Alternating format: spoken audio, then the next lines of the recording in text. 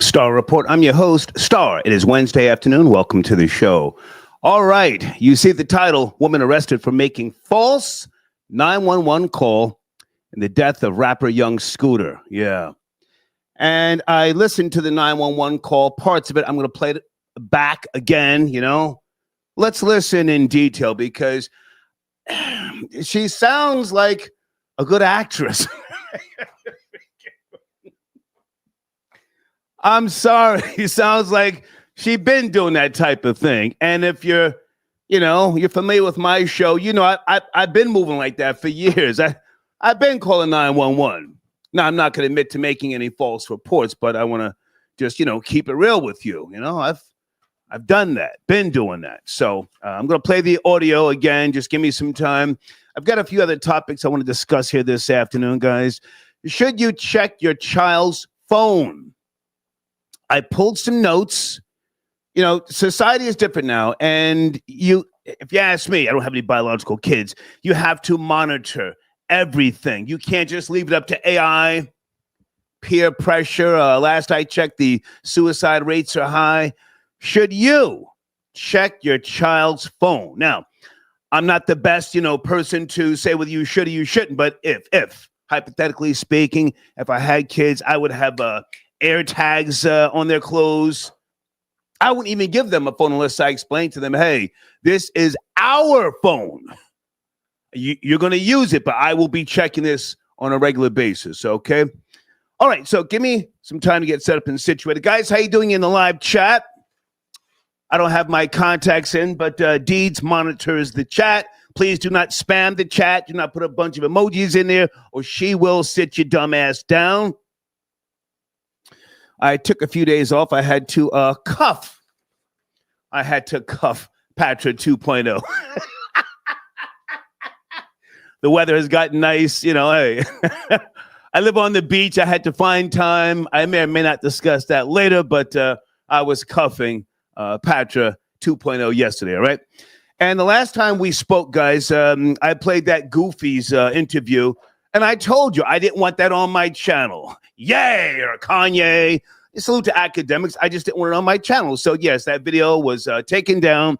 I saved the file. I saved all of my files, but, I didn't want his hatred on my platform, okay? All right, Deeds, are we okay? Spelling audio, a 1-2, a 1-2, all right? Coming up a little bit later, I want to ask the question, are DoorDash drivers being violated? I saw a video, which I may or may not play, of a slob, a Caucasian slob, and she got her order, and however she did, I don't know. I've never used DoorDash. She said that she never received the food. So the guy went back to her job. He's filming her, and the slob, at first she tried to say, I don't know what you're talking about. I'm at work. He said, well, I'm at work. I've got 5 kids. Finally, the Caucasian slob admitted to getting the order, but I don't know how that works.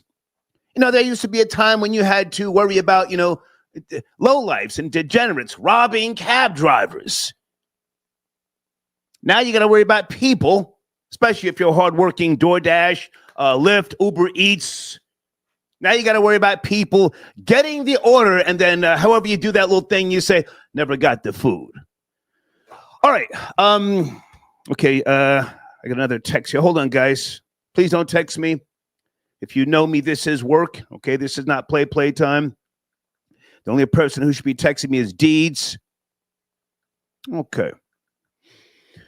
All right. Anything else we need to discuss here today? According to the New York Post and a few other platforms, the mother of the 14-year-old shooter out in Newark, New Jersey, remember that last month, killed a police officer? She looks FBA to me. She doesn't look like a Hispanic. Her name, Rabia Sori. Supposedly she's a member of the Bloods, drug dealer, 43 years of age. She's got locks. She's got light gray or green eyes. Can somebody call in and and say, no, she's not FBA? I may or may not post her picture at some point, all right? Okay, let's get right down to it. Hold on a second. Let me just get right to the bullshit here. Here we go. Well, police say the woman who made the 911 call that ultimately led to the death of Atlanta rapper Young Scooter was not telling the truth. We first let you hear that call yesterday at noon, and that caller has since been arrested. Atlanta News First Sarah Hammond is live at the Fulton County Jail with what we know about this. Sarah, fill us in here. Well, 31-year-old Demetria Spence waived her first appearance here at the Fulton County Jail just a little while ago. Her bond was set for $7,500. She would not be able to go back to the scene of the crime, speak to any witnesses, and she also would not be allowed to have any weapons. Now, again, she is accused of making a false 911 call. Here's how that all unfolded. March 28th, a woman calls 911 telling dispatchers shots were fired at a home on William Nye Drive in Atlanta, and she saw some kind of domestic dispute. There is literally a whole domestic dispute going on. This girl doesn't have on any clothes. They threw her outside. He was fighting the girl. He literally fought the girl. I'm not sure what they was fighting over, if they was fighting over drugs. That's what it sounded like. Atlanta police responded and said they saw no evidence of what the woman on the phone described.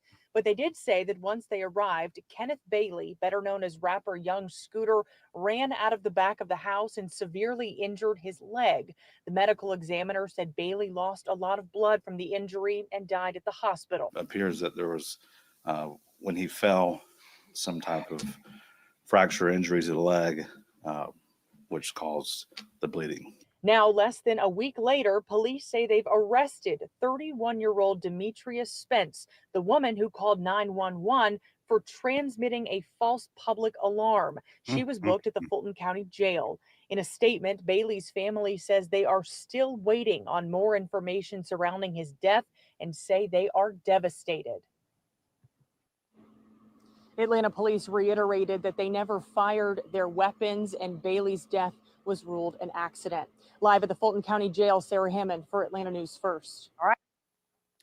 Okay. I just played a video. Let's continue this show here. We're talking about the female who was arrested. Let me go to the phone lines here early, all right? Area code 678. Please watch the language. This is a research show. Are you there? 678. Good afternoon.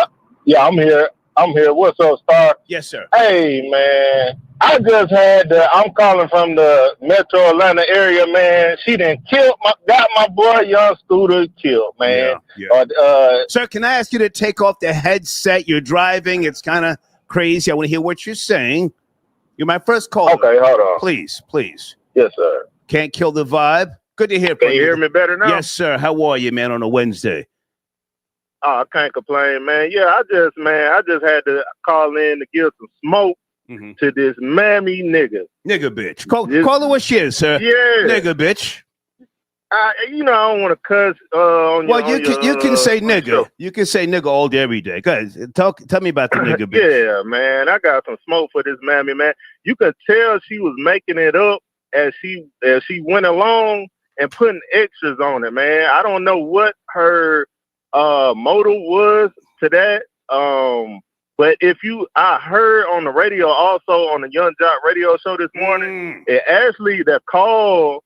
The Streets 94. The tab. Streets 94. Yeah, Streets 945. Yeah, Streets 945. Young Jock in the morning. Yes, sir. Streets morning takeover. Right. And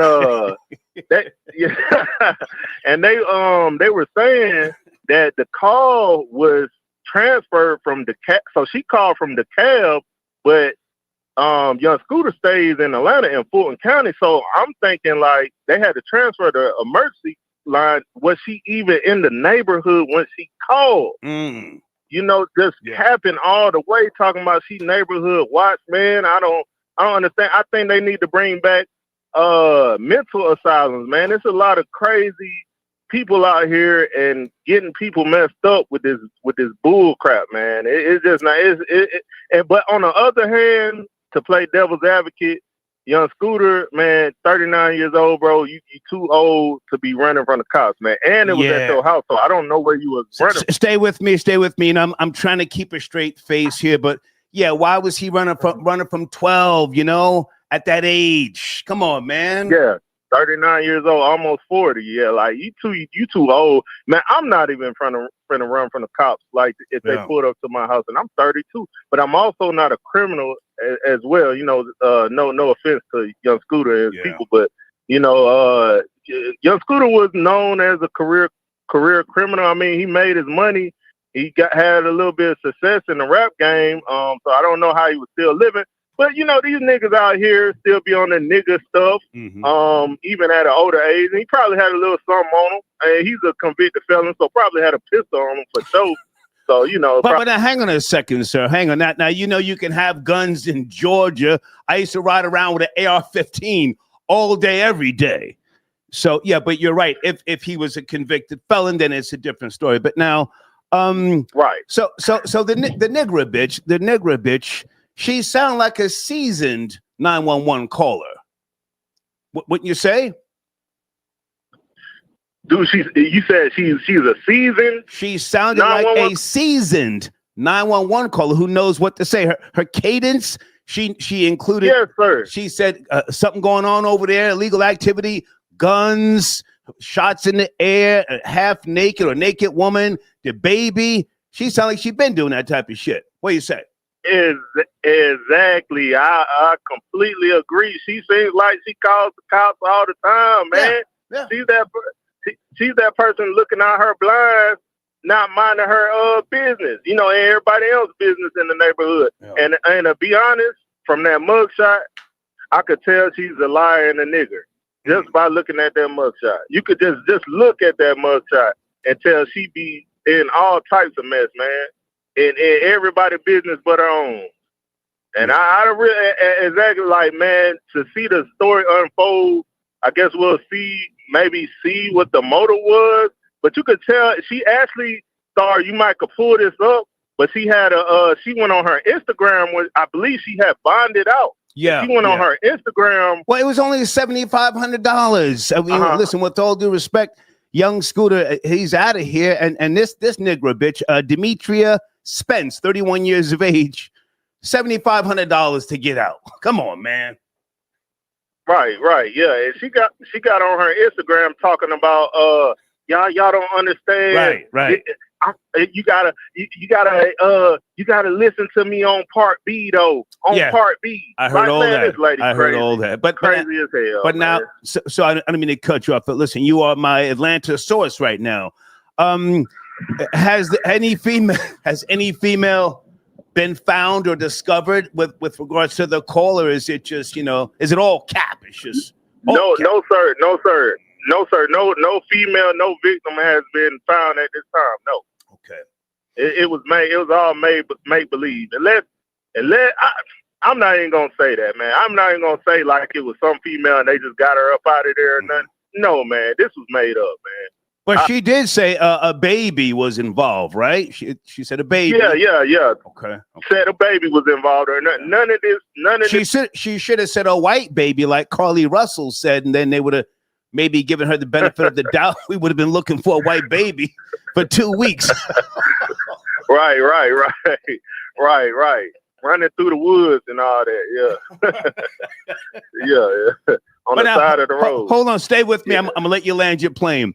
So now I lived in Woodstock, man, for over damn near 3 years. And, you know, I remember a couple of years ago, a law came into to play with regards to they wouldn't let people have parties when they rent out, you know, Airbnbs. Remember that? Yeah, I remember that. Yeah, but she sounds to me, I could be wrong. She sounds like someone, again, who is a seasoned cop caller. Maybe she was trying to get some get back. Maybe they were partying too loud. That was Young Scooter's house, right? Yes, it was his house. Yes, and maybe she was trying to get some get back. Maybe she knew him from, I don't know, somewhere, Magic City or something. Is she a stripping bitch? Do you know, by any chance?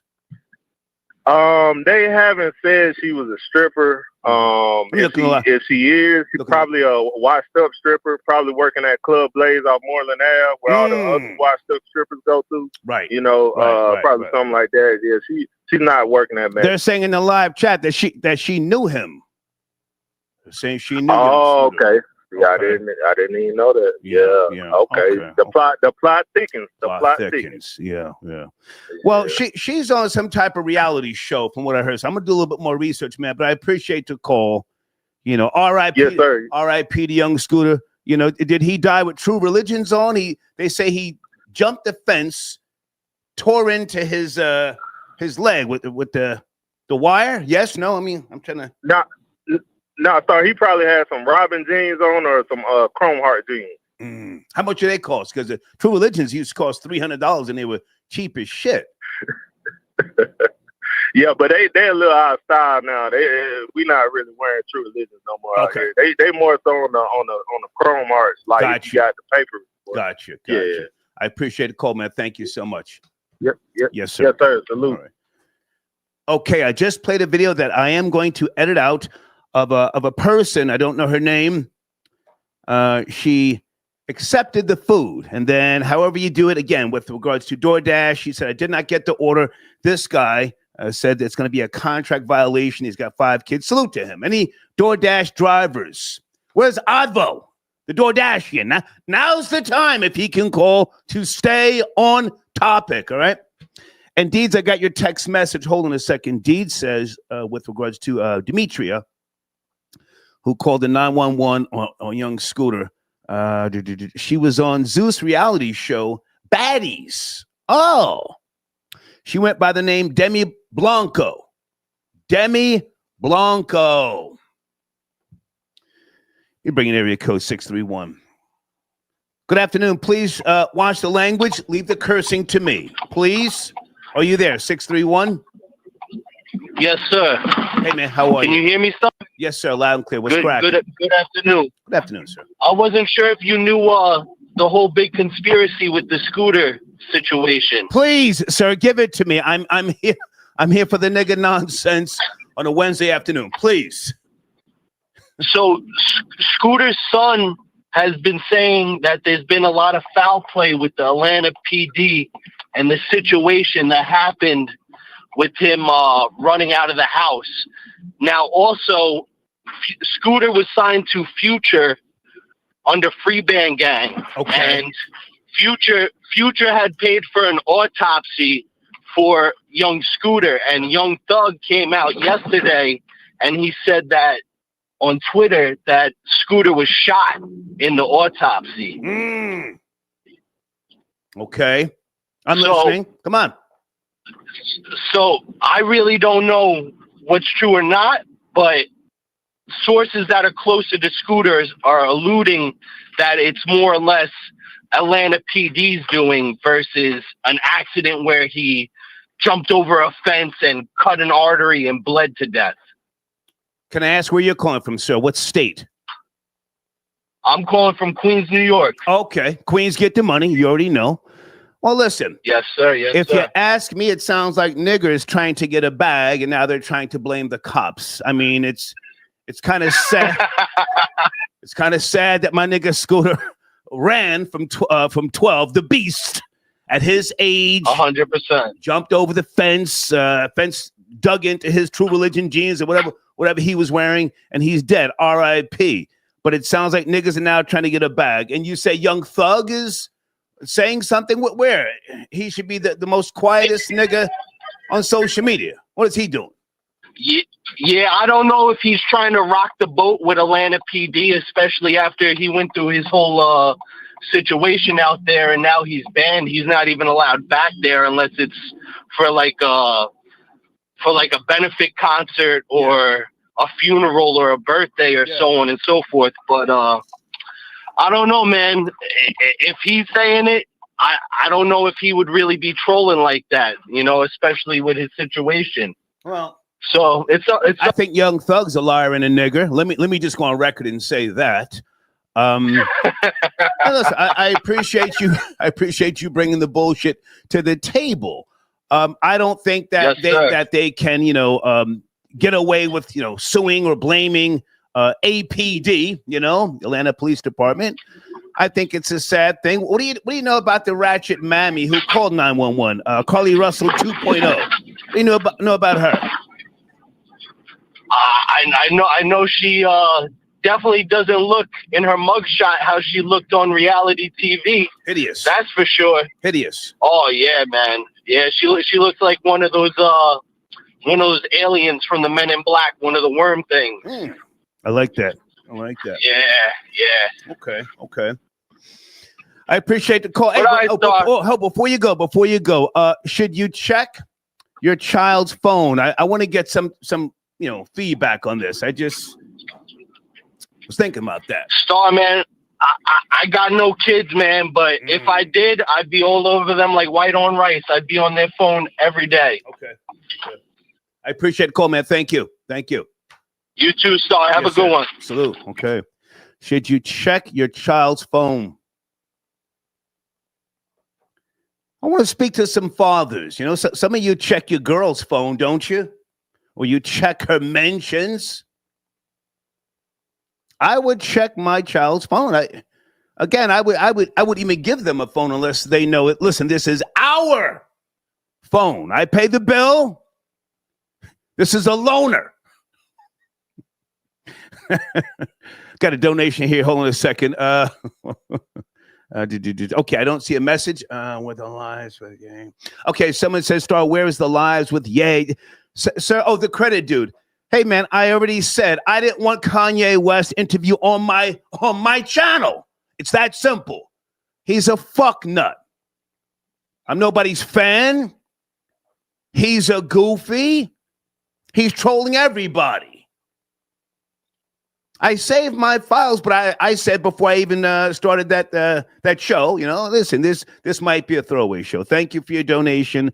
And no, I'm not doing Patreon. Patreon is a waste of time, but thank you so much. Hey, Ebony, I got your donation. Ebony says, disgusting. Bitches ain't shit, Star. I totally agree. Thank you. Oh, is this my guy here? Advo, is that you? Advo, the DoorDashian. Star! Special delivery. Yes, I need you, man. I need you. Can you stay on topic? I need you on this topic. Yes, indeed. Okay. Our DoorDash driver is being violated. I just played a video that disturbed me. This slob saying that she didn't get the food, well, via the app, and then she admits to the driver that she got it. Is this a major issue? Yes. First, I want to appreciate for advocating for gig workers, because this is something that people don't know. Come on. Star, we are independent contractors, and the public tends to be dishonest when it comes to handing the customer's order. Right. We have two options as gig workers. We can either leave it at your door and take a picture and leave, or we can hand it to the customer. The hand it to the customer part is the most confusing part, because sometimes you tend to give it to the person's hand and they just deny that they even got the DoorDash. Right. So, sometimes we have to take the picture of the person just for our own purposes, because, everybody blames everybody, and they're always going to blame the driver instead of the restaurant or DoorDash. I was really bothered by this slob and how condescending she was to the driver. She said, I'm at work. I don't know what you're talking about. That real nasty, cynical Karen thing. And salute to him. Do you know that video, or is that old? I just saw it.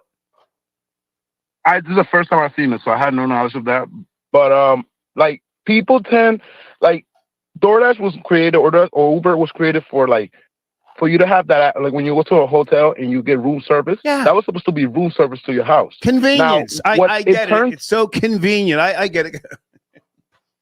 Yeah. But what happened is that after the pandemic, because I remember the white man told me that I was an essential worker.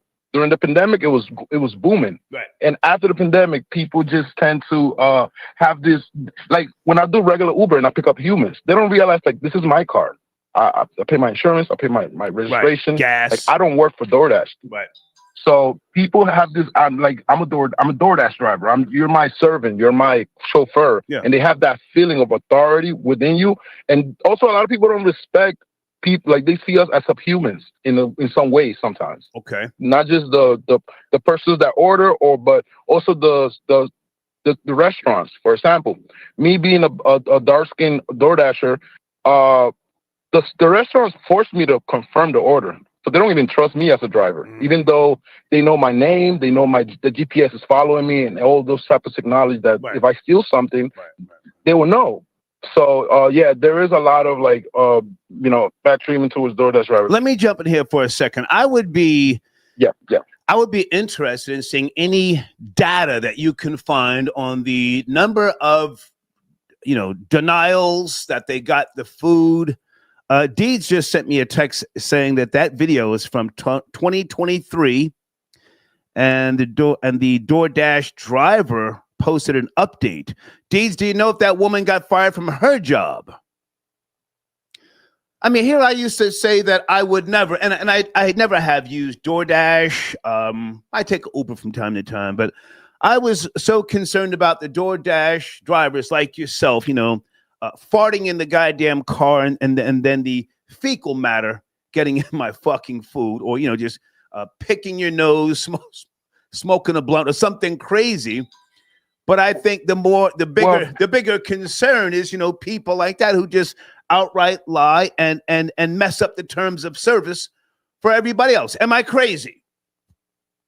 Nah, that's true. That's true. Like people like we're actually fixing a problem that is actually food deserts. A lot of people live far away from like supermarkets. Some people have disabilities. Some people, so even her, she should not be ordering DoorDash. Actually, it's going to be good for her that she gets suspended from DoorDash because she got fired. She's obviously eating too many murder burgers. Yeah.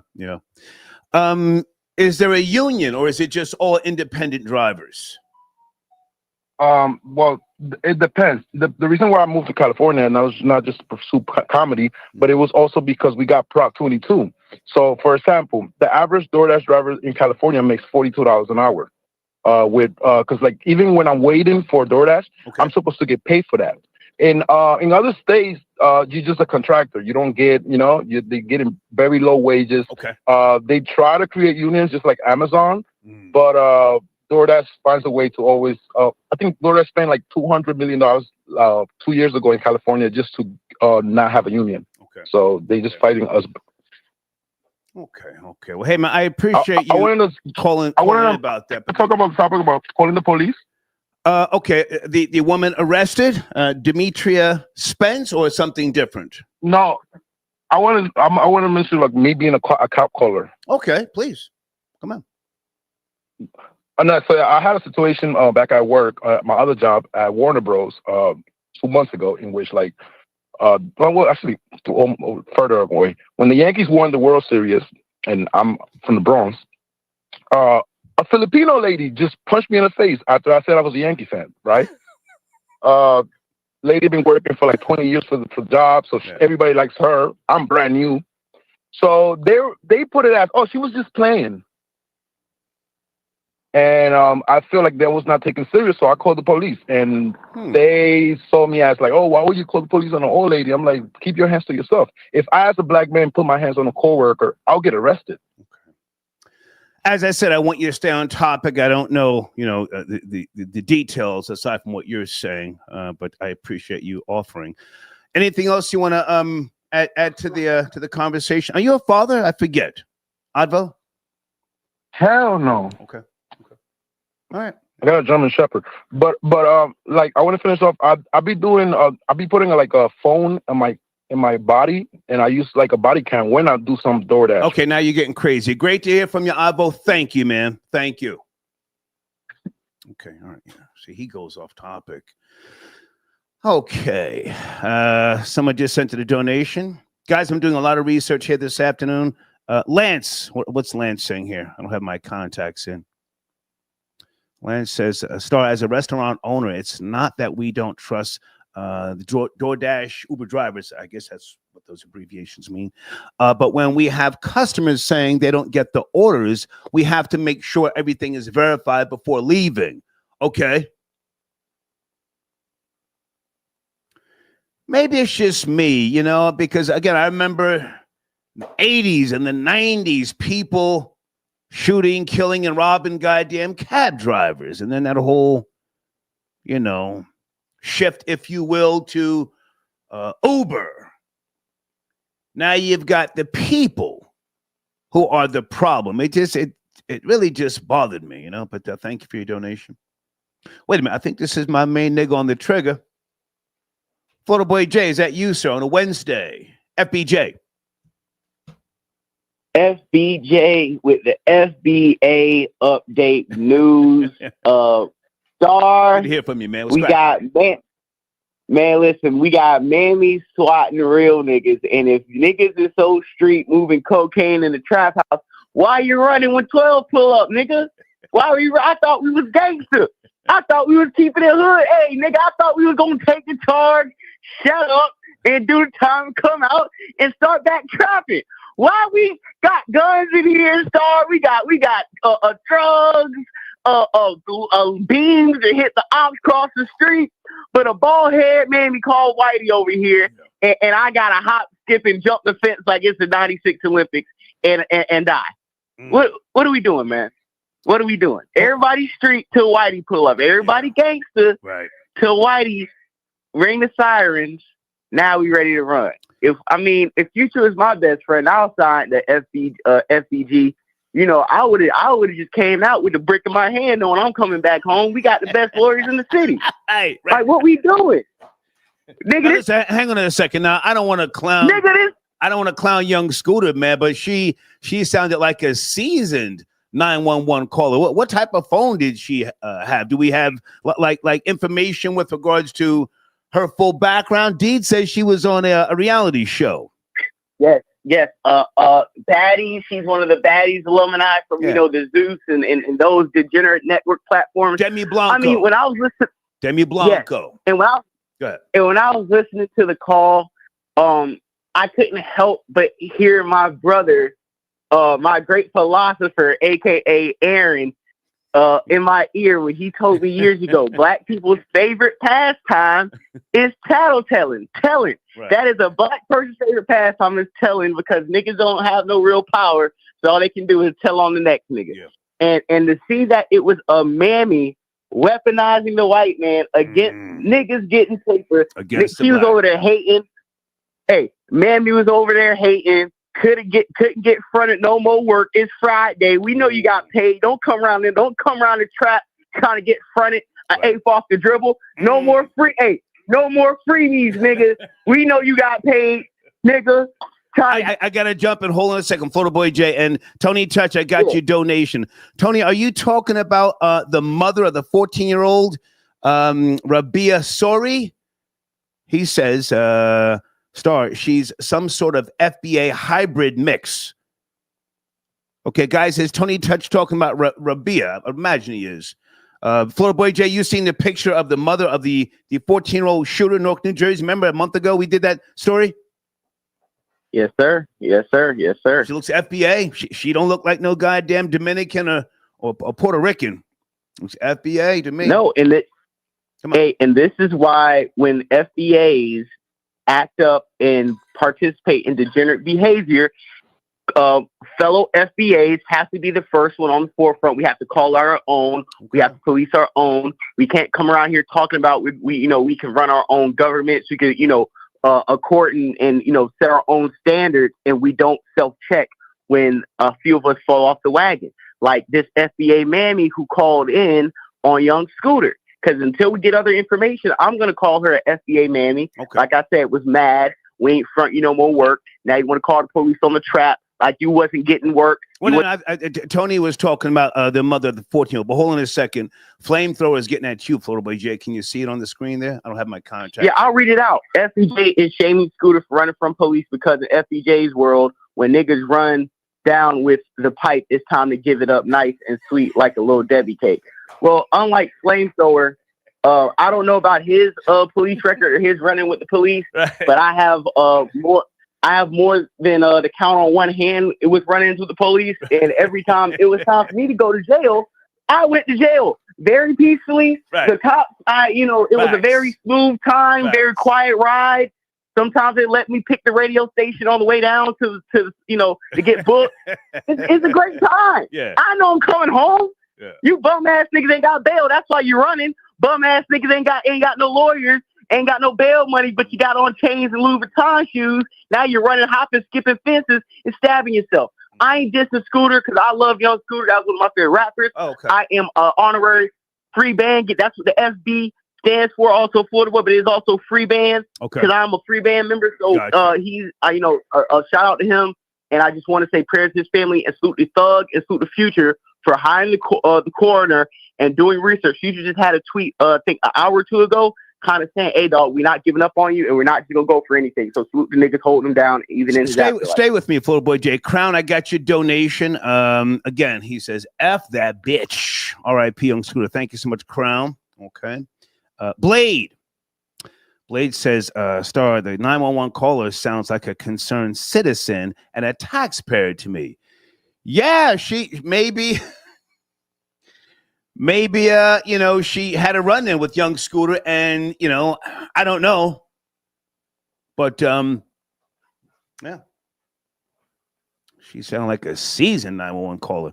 Okay, somebody send me emails. Guys, if you're sending in donations, you can send an email, but please just don't send me random emails. Okay, I like to stick to the topic. Damien, I got your donation, sir.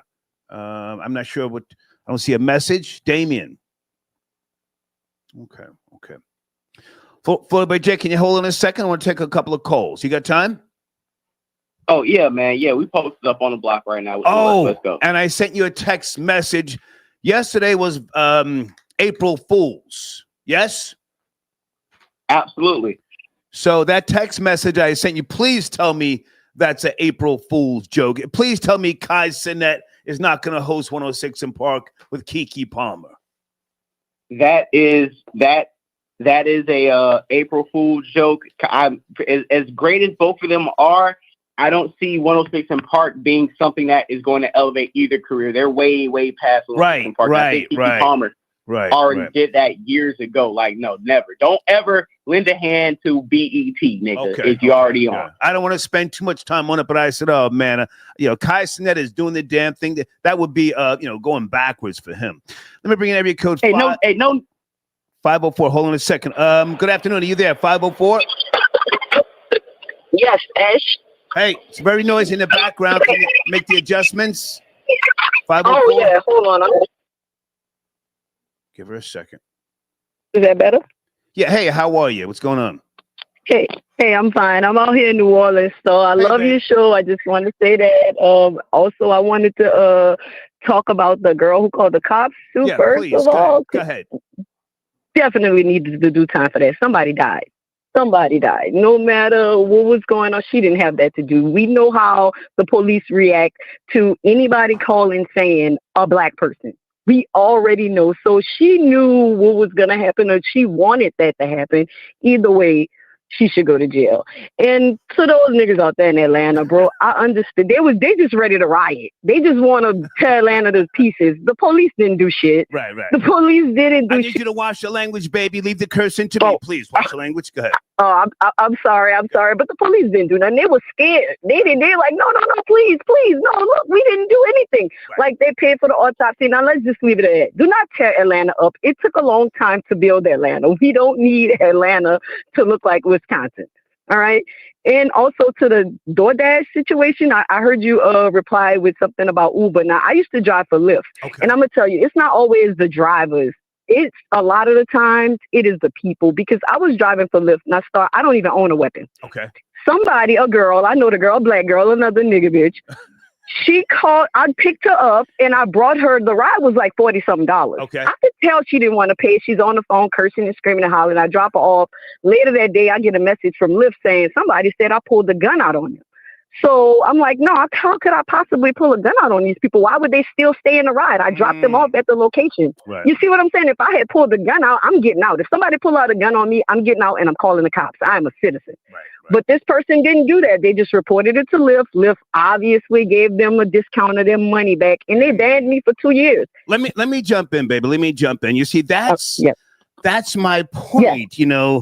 It was, in the past, decades ago, and, rightfully so, the savages and the degenerates were violating cab drivers, Right. Now it's the public doing all sorts of lying, scamming, and I just, again, I don't use Lyft and that sort of jazz. Not that I'm above it, but it's just not I haven't had those types of situations, and I sure as hell don't want to order food. I like to drive and go get my food, but are there any stats, any data with regards to the number of incidents or financial losses that drivers go through? I don't believe they will do something like that, because then that's a class action lawsuit drivers will have on their company. See, they won't stack the data. You would have to get an outside company to come in and check the data, because they're going to always say, oh, no, we listen to everybody. We love our employees. Right. We love the people. Well, I mean, contractors, because we are the guy who before was right. We are contractors. So they can reserve the right to fire us anytime they want.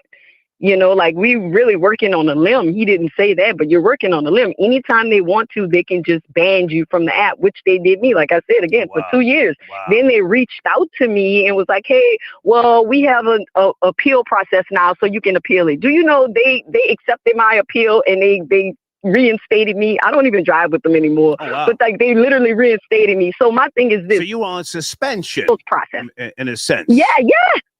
The crazy thing is, it was my word against another person's word. They tell me, oh, we did an investigation. How can you do an investigation when it's my word against their word? There was no video, there was no audio, there was nothing. But they banned me for 2 years. Gotcha. So you're right. They have these degenerates out here just trying to get a free ride or trying to get free food. Yeah. But that's all I had to say, Star. You have a good one. Okay, thank you, baby. Thank you so much. All right. I sent them my donation, too. Thank you, baby. God bless. Okay. All right. Bye. She's a talker. I like a woman who can just talk. I wouldn't close the goddamn close the back door while she was talking. Florida Boy J, you there, sir? FBJ. Yeah. I would have gave her. She's the type you will give a 5-star to on the ride somewhere, because y'all just having great conversation on where you're going, and it kills time. Yeah, but please call back again, darling, or email me if you want to get back on the line with regards to another topic. Let me put my email address on the screen here. Okay. Okay. So there's an update. Someone said with regards to the nothing ass mammy. Oh, she's a mammy until we find a baby. Or a woman who she said was beaten half to death, pistol whipped, or whatever. Until we find that woman, she's a mammy. The 911 caller, just like Carly Russell, Demetria Spence. Is it Novid Goon? COVID Goon. Hey, what? Shouldn't this go down as black on black crime? I don't know. Hold on a second. And mammies. Hold on. Star, there was an update. The mammy is claiming there was a part B of the story. She is now claiming to be the victim. Yeah, I saw that yesterday, sir. Right, Florida Boy J. She said that yesterday, that there's a part B. Yeah. Come on. Yeah. Like the Carly Russell. Oh, you niggas ain't got the whole story, ass nigga. Right. Is she claiming she was beaten half to death on multiple occasions, that she had flashbacks and she imagined all this shit? Yeah, she was beat delusional. She was calling about the last time they went upside her head for missing the money on front day, front due day. You got to get that money in by Saturday, and you ain't have it. So we ran up your driveway and gave you a 2-piece, and ran your pockets. You owe us some money. Don't call the police now. Yeah, COVID Goon, thank you for your donation. Hold on a second. Alex got your donation. Okay, Alex says, Star, do you still suffer from prosopagnosia? I think I do, sir. But you see, I live in Emerald Isle, North Carolina now, so I don't see people that I used to know or who claim that I knew them. But thank you for your donation. Yeah, when I was living down in Woodstock for a couple of years, I kept bumping into people at Kroger's and the Cumberland Mall, Lenox Mall, and yo, Star, what up? And I'm like, who are you? Some of those people I didn't want to remember, but thank you for your donation. Bill, I got your donation. I don't see a message, sir. Thank you, Bill, for your support. Hey, Lydia, good to hear from you, baby. And RPF says RIP Young Scooter. Yes, sir, absolutely. Hey, man, how's your channel going? You were getting trolled over there, Florida Boy JS. You want to address that or what? You want to promote your platform? Oh, yeah. My channel's doing great. So I got over 128,000 views last month. I got over 24,000 views yesterday, and that's just the first of the month. A few of your followers that you would know of your show have sent me a couple of substantial cash apps over the weekend. Nice. That I hit them up on the back and forth and really wrote long, drawn out thank yous because I really appreciated them, cash app me, and since because it was very unprovoked, I don't, do anything to, tell people to cash app me on your show. You put in work. You put in work, and it it resonates. Go ahead. So them going out of their way to send me a good amount of money. It was very humbling. I got over 135 subscribers in the last 27 days. My channel is really taking off, and I just appreciate everybody who taps in, everybody who calls in, Killer, everybody who Trevor Jackson, Houston, just everybody who comes in and does work and kind of helps me run my show when they have some free time. So yeah, definitely my platform's taking off, sir. Wait a minute. Wait a minute. Somebody just sent me another picture here, and the side view looks like some type of Dominican. Oh gosh, she's disgusting. Let me put this in the live chat. This is supposedly the mother of the 14-year-old cop killer. Tony Touch, are you sure? Can you take a look at that picture I just posted in my live chat? Maybe she's not FBA. Florida Boy J, what do you think? You know that story or no? Oh man, I know the story. I'm looking. Do you have the picture posted on the screen? So I'm looking. No, I don't want to put that on my platform, but I just put it in the live chat. All right, cool. I'm gonna click on it real quick. That looks like a nigga from Santo Domingo. Oh, wait a minute. Oh man, you got a tether. Hold on. If it's tether, we're gonna go in. That might not be a FBA after all. Let me look at the. Oh no, this not the uncle. I just ain't the daddy. No, that's the mother. Oh, no. The mother. It's the mother. Hold on a second. That was like a Dominican taxi driver. That looks like a just sloppy Dominican. Hold on a second. What the hell? Hold on a second. Okay, yes. R.I.P. to Val Kilmer.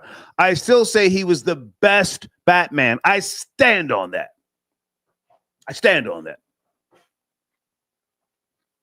What did he die from? Anybody know? Val Kilmer?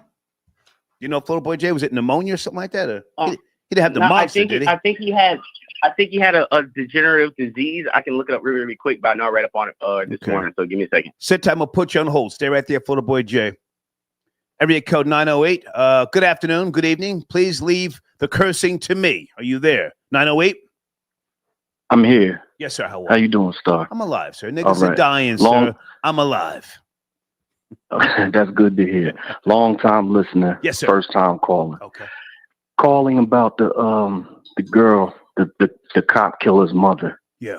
I had the same concern when I read the name. I looked up that surname. That name is from England. She's American. and also she's about it. She's about it.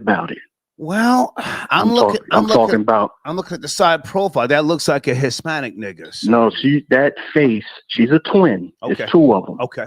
And they both get busy. Okay. Both of them. Well, sir, let's not glorify, street life as if that's something. No, not at all. Not at all. We're talking about the mother of a goddamn cop killer. F that bitch, absolutely, man. F that absolutely. Bitch. Go ahead. The boy had no chance. He had no chance being birthed by this woman. He had no chance. Okay. They were down in. They sent him away to Georgia. Mm-hmm. He had only been back 6 months. He was down there playing basketball and football. He comes back up 6 months later. This is what happens. But the mother's. Well, sir, where are you getting your information from? I couldn't find none of that. I'm from Jersey. Okay. I'm around. I'm from Jersey, and they just ran down on the girls. How do we know you're not a tether, sir, trying to put it on Absolutely FBA? not. Hang on, sir. How do we know you're not, a tether yourself trying to put it on FBA? This looks like true. You don't know. Looks like true. A guy. True. You don't know. Looks like a nigga named Primo from back in the days. True. You don't know. But I was concerned about that last name, so I Googled it. I'm like, I never heard of this last name. I thought it was Haitian. I thought it was Haitian or something. I was like, this is a Haitian chick. Okay. I think she's American or wherever that England, wherever that surname comes from and ended up in the Caribbean somewhere. then that's what their lineage is. Okay. But yeah, but she's wow. She's trash. Yeah. She's trash. Sir Tony Touch is in the live chat saying you're a liar and a nigger. This is your first time calling. Have you ever sent a donation here, sir? Respect. Never. Okay. Never. Well, let's get your bum ass out of here. Calling in here, trying to put it on FBA. You've never sent a donation, and your first time caller. Fuck out of here, weirdo ass nigga. Somebody said, yeah, he's a Jersey liar. Yeah. Florida Boy J, you there, sir? Hold on a second. Where's my nigga FBJ? Florida Boy J, you there? Yeah. Thank God you had me on mute because I was screaming tether for 5 minutes until I realized I was on mute. And I was all shit. I've been listening. First time caller, fuck out of here, man. Weirdo shit. Hey, American, no, you gotta come up with that money before you start talking now. Come on now, you know what it is. Hey Vera, I got your donation. Thank you for tapping in, Vera. Okay, and I got is that my nigga Kuala? Okay, Kuala, I got your email. Are you calling it? So he says no jumper going broke. Also lay off. I'm not sure where you're going, sir. Kuala, do you want to tap in? Let me know. Okay, they're going crazy now in the live chat. Hold on a second. Nah, Star. It's on FBA. Stone. Okay. All right, so Florida Boy J, Stephen A. Smith, I meant to speak to you about him. I don't want to take the show into too many different directions, but I think he has elevated his game. Would you not agree in terms of his execution and research? I saw him give some smoke to a couple of people. Ben Shapiro, RG3. Stephen A. Smith has stepped it up. Yes, no? Florida Boy J, you watch him, right? First take? Yeah. I would feel like this. Has he stepped it up? I'm going to say no. I just think that he is he is placing people in his arena. When I say that, Stephen A. Smith has perfected the art of passionate debating without violating, which a lot of people are not trained to do. He went on RG3's platform and gave him smoke. Right, and fired him up. RG3, what did Rob Parker say? He ain't our type of brother. He a different type of brother. So we can't, we ain't giving you props for cooking RG3. He's goofy. But Ben Shapiro, when you see him on Hannity, when you see him on The View, he knows how to fry a lot of these TV pundits up because a lot of these pundits don't have any back and forth debates. Stephen A. Smith exposed Ben Shapiro. I stand on that. I agree, and I say the reason why Stephen A. Smith is so seamlessly able to dismantle people outside these sports realms is because he knows how to debate. He is smart. He knows how to hit his key points. Okay. And a lot of these people aren't great debaters. They're just good TV personalities. When Stephen A. sits across from them on a split screen, Stephen A. is a professional debater. These people are just personalities, and that's why Stephen A. Smith shines outside of these realms. Okay. Great to hear from you. What's going on your platform? Are you doing anything new or anything else you want to mention before I shift gears here? Florida Boy J. Yeah, man, we are dropping, like I said, we're dropping every day. So I'm dropping like 15, 20 clips a day between here, TikTok, and Twitter. But I want to say if anybody wants to follow me on Twitter, I'll be getting a few followers there. It is Florida Boy J 93, the number 93, Florida Boy J 93. Follow me on Twitter. We turn up, we lit, Star. I appreciate it. And I will, last before I go, Star. Sometimes I'm gonna keep it a buck with these DoorDash people. You are right. We don't want you farting in our taco box.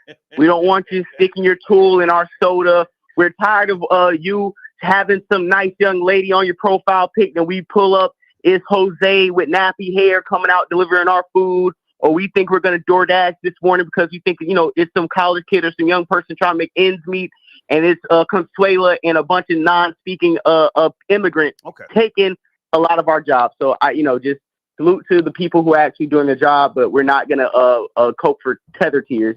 And you have a wonderful show. I appreciate you, man. Thank you so much. Okay. All right. Florida Boy J tapping in. Mr. Controversy, good to hear from you, sir. Are you calling in. If not, I appreciate your donation. Mr. Controversy, he says, read email. Okay, let me look for your email. Okay, Star, I'm a father and OF, of course. Okay, check your child's phone. Yes. Of course you check your child's phone.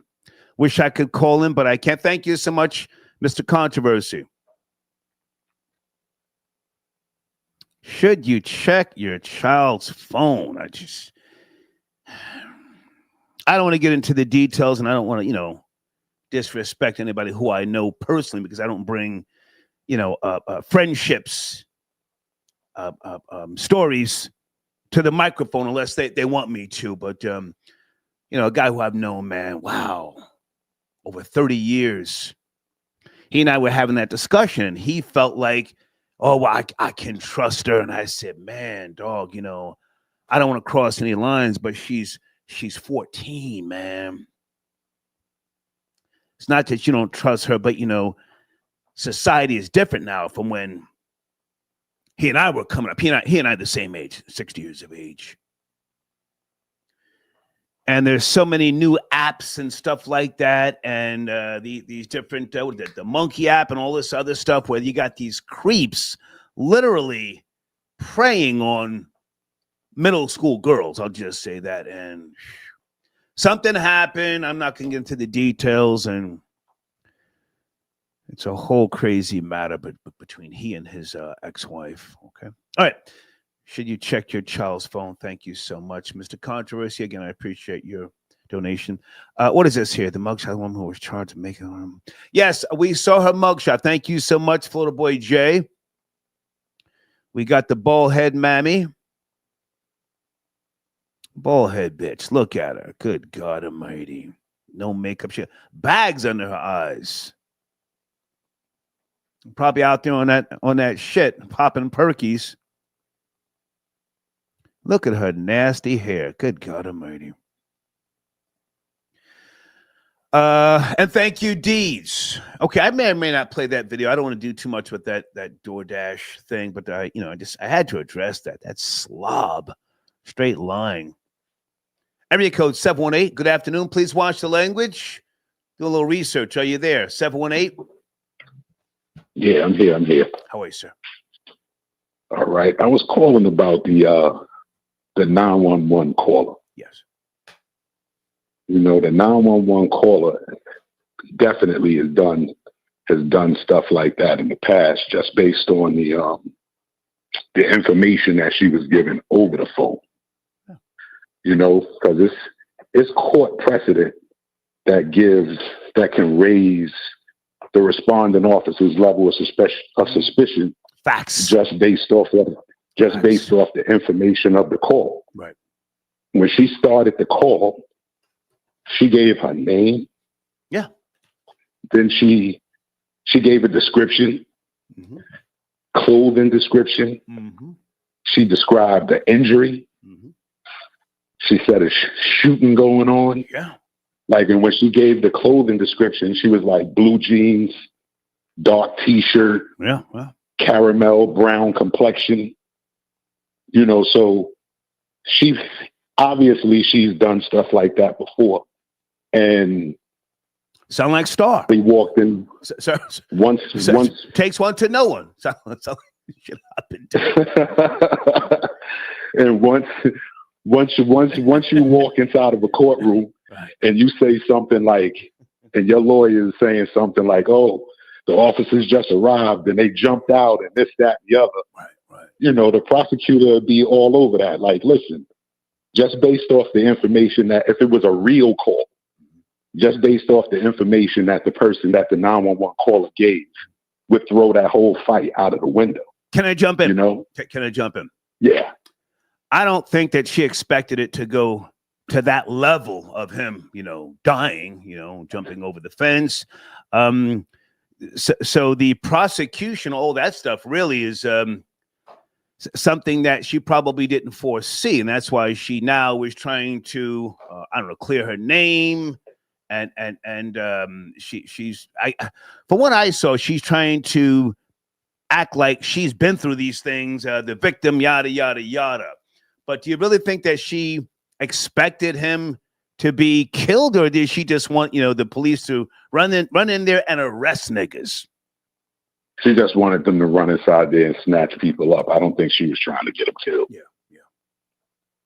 It seemed like she was pressing the issue, because another thing that most people don't realize too is that, let's say if we was in New York and you was in Queens and I was in Brooklyn and I called 911, the 911 operator knows, like, listen, you know what? The call is coming from Brooklyn, but they're giving an address that's in Queens. Right. That's going to go over the air. You know what I mean? Yeah. So it's like that whole situation is definitely, I was listening to it and I was like, wow, she's definitely been doing stuff like this. Have you yourself ever been involved, or have you been on the receiving end of being swatted? Yes. Anything you want to share from experience? Well, I had an unknown 911 caller to give a description of me, my vehicle, everything. Gets me pulled over. Okay. They let me listen to the 911. They let me listen to the 911 call where somebody was saying that it was guns in the car. It was crazy.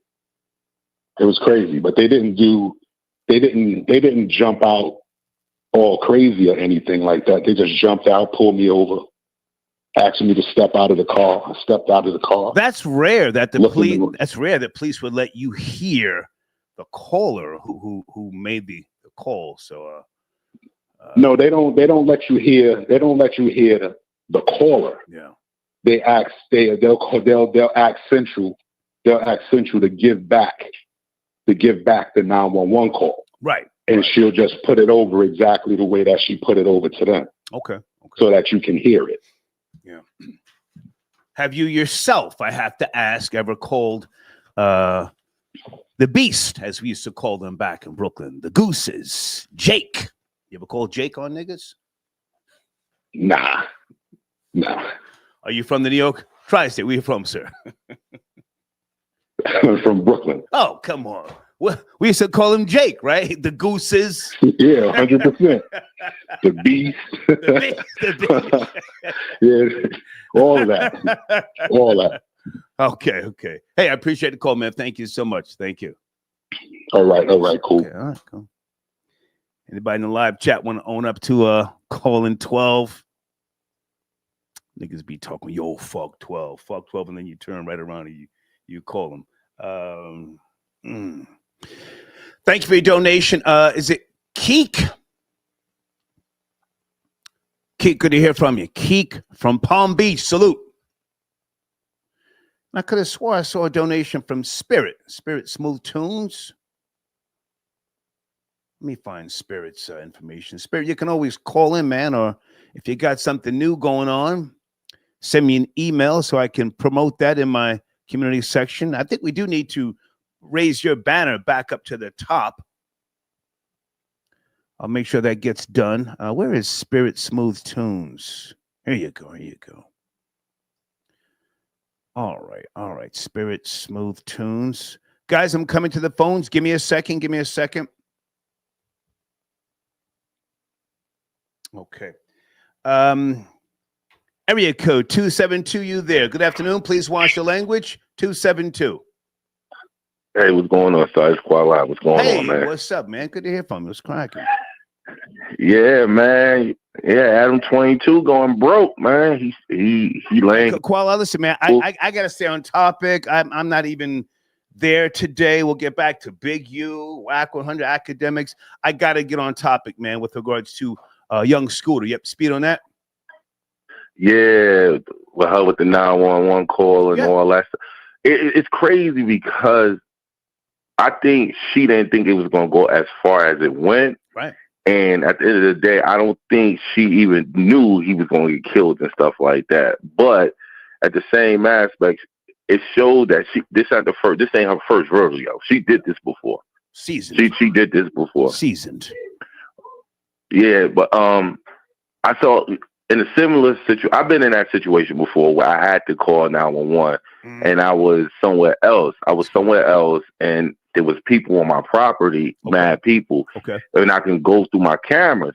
But I don't want to put everything out there. But I'm like, what the world's going on? And if you ever know, everybody know PA, the houses are next to each other and stuff like that. So when I called them and I was somewhere else, the area you in and location, that police station is going to pick up. That 911 call in that area you in is going to pick up. Right. So now what they got to do is transfer you to that county or that district so somebody else could pick up. So they not going to tell them what's going on. All they going to do is transfer that call. So when they transfer the call and stuff, and I was able to talk to somebody, they went by the crib and they did what they had to do and stuff like that. But yeah, people don't understand that. It doesn't matter if you, let's say you got, say you got a house in New Jersey and you out in New York and somebody's on your property or somebody is in your house. Yeah, when you call a New York district, it's going to pick up 911 call. But now you say, hey, my property is in Jersey, somebody's on my property in Jersey, or somebody's in my house, they're going to transfer you to that district. I think we got all that. I want to get back to this particular situation. Young Scooter's dead now. Do you see anything by way of legal means coming out of this? Lawsuits. I mean, it's going to be tough because the police responded. No firearms were discharged. They did what they were supposed to do. What do you think? Legalities. I don't think no lawsuit is going to happen. I don't think nothing's going to come out of it because they did their job. I don't think nothing's going to come out of it. Now, we know nowadays everybody wants to sue and everybody wants to try to get some type of money and stuff like that. I just don't see this going nowhere because they did their job. Now, then again, you never know when you go in front of a judge and a jury. You never. It's hard to say. You never know these days and stuff like that because everybody is suing nowadays. Anything else going on in the world of entertainment? Because you usually keep me up to speed on things. Deeds sent me a text message. Supposedly, this girl, Demetria Spence, who was arrested and charged, she goes by another name, Demi Blanco. You know about her? No, I didn't hear about that. I thought you watched all the shows, man. All the the only thing I just seen recently that Curtin Rashida, she's been doing a lot of talking and basically telling you old ass Rashida from Love and Hip Hop. Yeah, she out here running her mouth and trying to tell Yandy that Medici, she be hearing noise that Medici be out here cheating on her, and I was like, hold up, why you worrying about that man and that woman when your own husband cheat? Worry about your own marriage. What about Carly Red getting divorced? Yep, speed on. We got that bag. That is true. she caught one slipping. If that is true, and she got 18,000 coming to her a month, she caught somebody slipping. Oh my God, Carly Red. She got the bag for real. Like he wasn't, man. Hey, Star, you know what? Now, be honest with them. A lot of these guys get what they get. You knew who you were dealing with. And you should understand who you're dealing with. Yeah. And that's the problem. Like, somebody told me a long time ago. Listen, Qual, I don't want to spend too much time on Carly Red. I was just looking for some tea. But you're right. Anybody who is giving her 18 racks a month, she caught them slipping. Hey, man, good to hear from you. Keep me posted if anything else goes on with this woman who called 911 and the death of young Scooter. I appreciate you, man. You too. Yes, yes. Okay. Call out, tapping in. All right. Someone says, Star, did the young Scooter jumped over a wooden fence? Oh, my God. And a piece of wood went into his right thigh. Damn. So it wasn't a metal fence. Guys, speaking of sponsors, in my community section, are you guys up to speed? Dollpimp.com. Stop arguing with these hoes. Get yourself a doll. I'm as serious as colon cancer. Silicone dolls. Secure, discreet, and safe. Okay. Let me play this other video before we continue on. Hold on. Luigi. Okay, here's something I did want to put on the table here. This may take a minute, but just hold on. Let me fix my screen. I got a lot going on right now. There's my email address if you're in the queue, pardon me. But I'm just going to play this without giving any intro. I'm just going to play this, see if you guys are up to speed. This is a research show, so you may not know what's going on. I'll just give you a hint. South Africa. Here we go.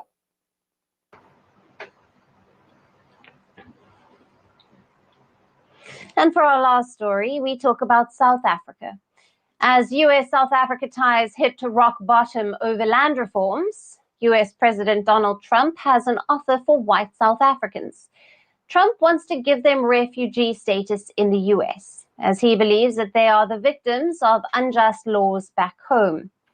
While the leading groups representing white South Africans have refused the offer, the idea has definitely turned heads. Nearly 70,000 South Africans have shown interest in Trump's plan.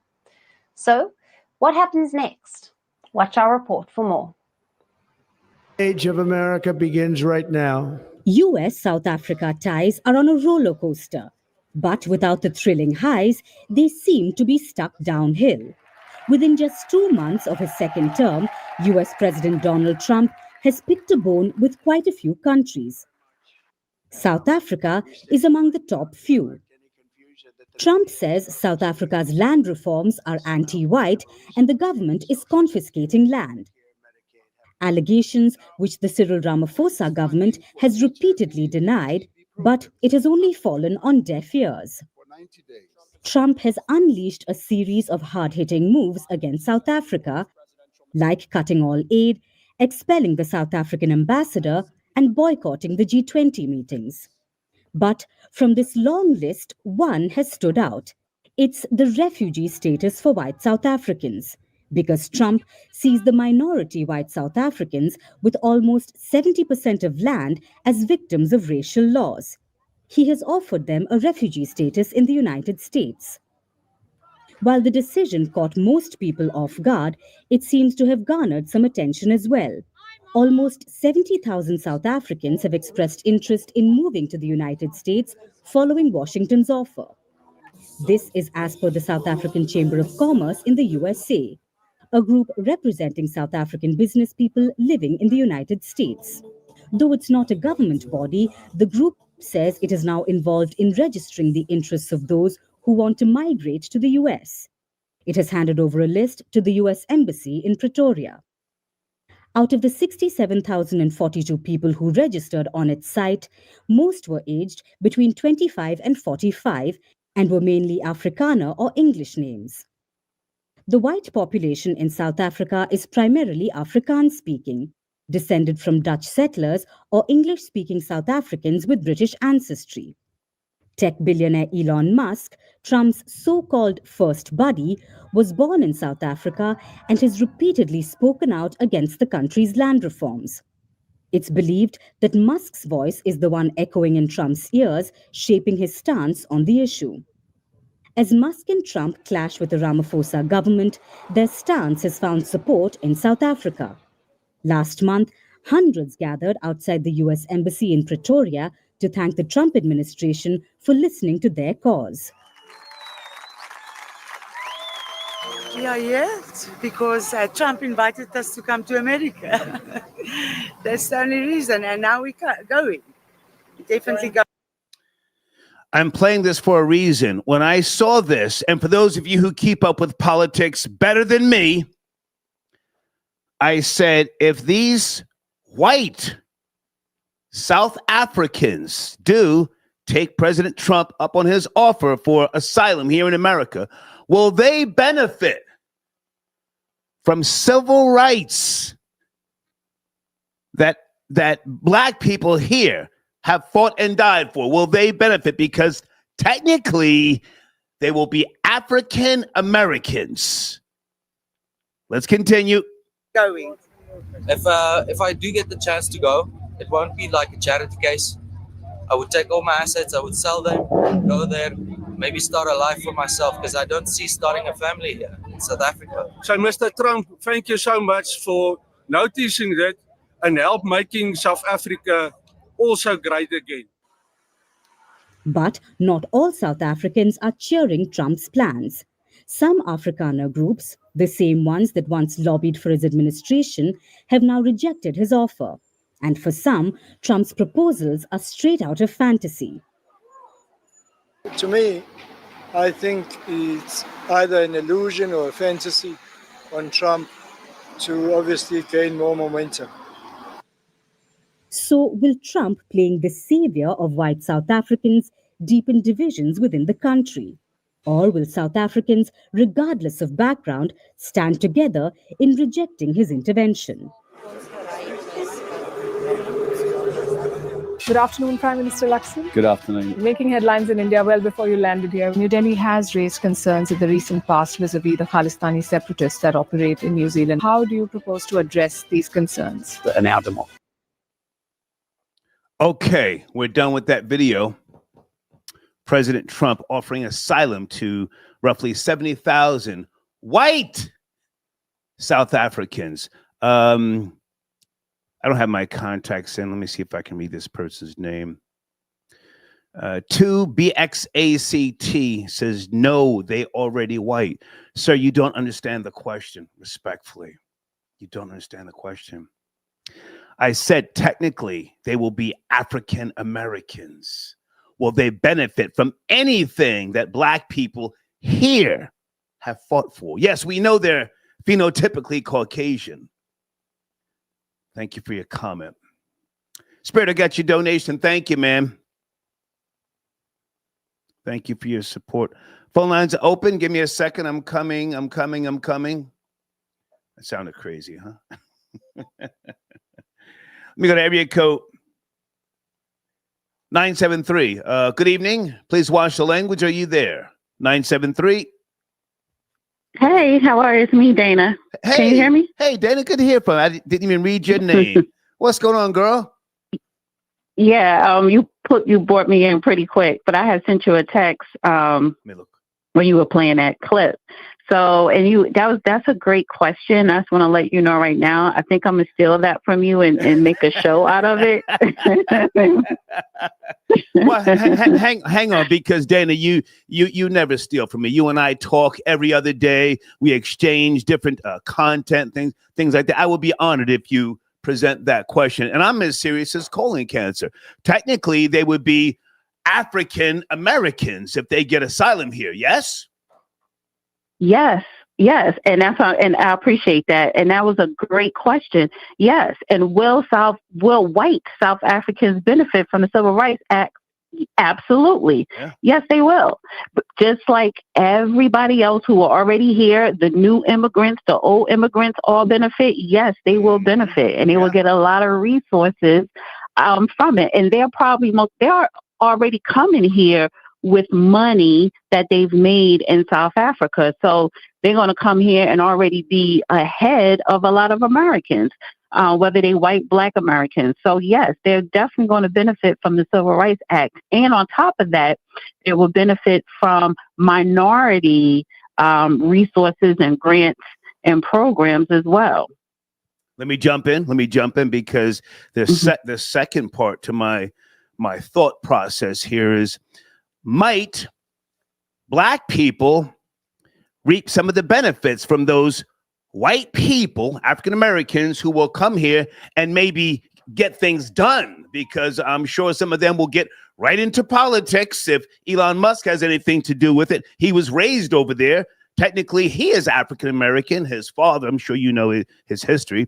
Yes. Might Black people here benefit, and should Black people welcome those white African Americans? No. I think Black Americans. Come on. Black Americans need to focus on what they need to focus on. We need to focus on our own stuff. And when you have these South Africans or any immigrant coming here, they're not trying to connect with us. So they're focusing on their group and what their group can get and gain. So no, Black people just need to focus on what we need to focus on and let them be. And they're not trying to interlock with us here, and we shouldn't try to interlock with them. Hold on a second. Somebody says Star, you're delusional. Well, I don't know about that, because you don't necessarily need to be down with them, and they don't need to align with blacks here, foundational Black Americans. But if they spearhead something under the umbrella again of being African Americans, we may be. Listen to me talking about we like I'm French now. You are half, honey. Yeah. With us. Right. You know, there may be some type of way in. I'm just that part. Yes. Okay. That little part right there, you said if they spearhead something and they're doing under the category of African American, then yes, we Black Americans can definitely benefit from it, and I will personally utilize it. So that is something there, right? But and then sometimes that could be a little bit tricky, because depending on how they petition some type of policy, they're probably going to delineate and make it be specifically for them and not us, so that we can't benefit from it. But overall, will white South Africans benefit from the Civil Rights Act? Absolutely. I think so. And you are the perfect person because you study policy and different things of that nature.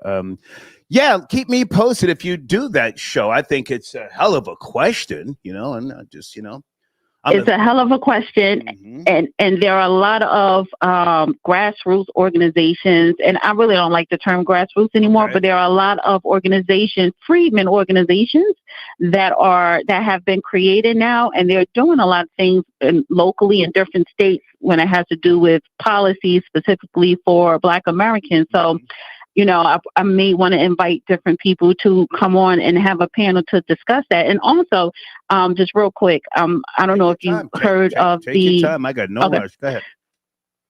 So in the state of Texas, they're creating a Muslim city, and a lot of people are up in arms about it. But I don't have a problem with that, because these are people who are pulling their economic resources together to build a city, that's going to cater to their specific religious needs.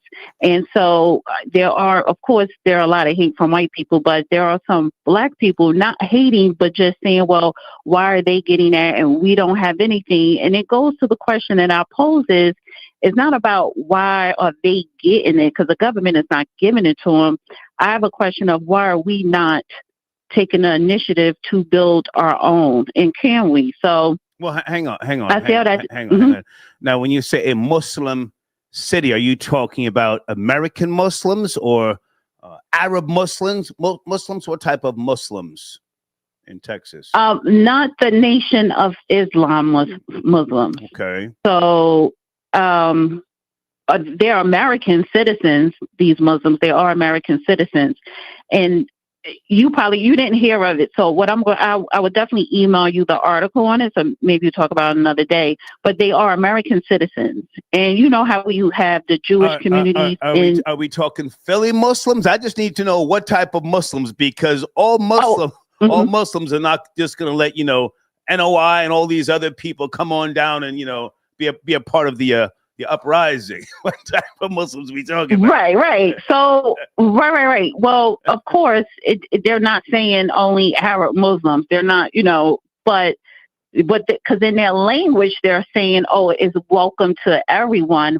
But I know this is most likely spearheaded by Muslims that look Arabic, even though they're not putting that language in their plan. But I would definitely send you over the article about it, because it's kicking up some dust, and the governor spoke out a little bit against it. But money talks. So if you are building something that's going to bring in a lot of taxes and economic stimulation in a state, they're not going to completely deny it. So yeah. Guys, this is Dana with the Data. You can find Dana on YouTube at The Real Dana. And any updates on Jasmine Crockett, who assaulted a journalist, knocked the phone out the hand? Will she be in the steel bracelets? I hope so. I hope so too, but I highly doubt it. I doubt it because she is well protected. And I have a whole. That was assault, didn't she? Yeah, it was. It was assault. Go ahead. Yeah, it was. And I have a whole playlist of Breaking Jasmine because she stayed in the headlines.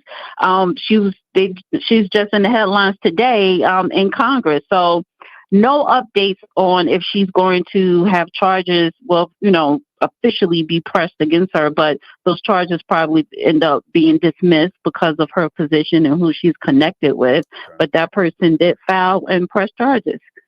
Can I get one more update, Dana, before you go? Because again, when you and I talk in the mornings, we exchange a lot of information, and I so appreciate you.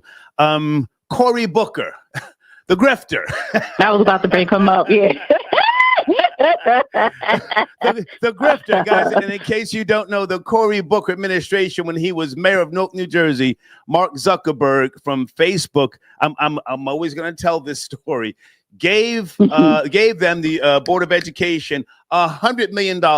Half of that money went to consultants and other people, and they were left with tables from Home Depot, Office Max, something like that, Office Max, and broken down computers. What's going on with Cory Booker? How many minutes did he talk, or hours recently? Well, so apparently he broke Storm Thurmond filibuster record, and his record was 23 or 24 hours and 20 minutes. So he just broke his record. And again, when you talk about a grift, it was all for show, because you're up there talking that long about what?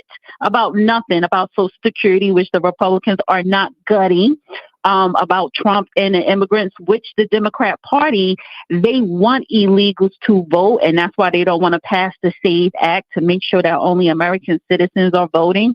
So they're pushing everything against Elon Musk and Donald Trump and the Republican Party just to get people riled up, to start pushing against this administration. And it was nothing but a bunch of hot air of nothing. Yeah. But he's going to use that to his advantage. And there are a lot of Democrats like Cory Booker, Jasmine Crockett, AOC. See, they're gunning to try to be in the top position of the Democrat Party, because they want Hakeem Jeffries to be the House Speaker so that someone could sit up. They probably want to be minority House leader. So it's all for, their own self-gain. Is he still dating Rosario Dawson? No, they broke up right after his presidential. Hey, Cory Booker. Hey, girl. Yes. That was all for show anyway. I'm sorry. And he had, and I can't tell you the last time he ever stepped one foot in Newark. Well, he got the bag and he moved on. Yeah. Hey, Dan, I appreciate you, and keep me posted if you do that show so I can post that in my community section. I would like to see what people think. If the South Africans, white South Africans come here, will they benefit off of the civil rights of Black people here? All right. I would definitely keep you posted. I appreciate that. Thank you. Bye now. Okay. All right. Bye-bye. Dana with the Data. Rosario. Yeah, well, they were dating, were they not? Cory Booker and Rosario Dawson. I heard you ever say her name. Rob Lowe got your donation, sir.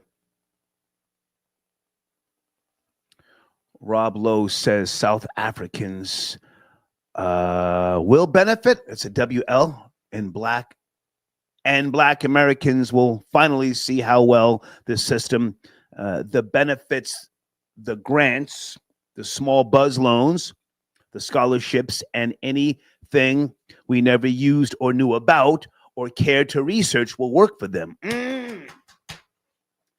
Thank you, Rob. I was just, thinking, I'm a thinking nigga.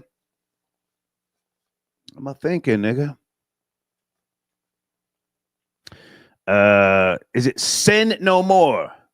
Star Sharp James controlled Newark, New Jersey for 20-some years, but kept the mom and pop shops open downtown. Then Booker came and got all them Negroes out. Yeah, that's a fact. Yeah.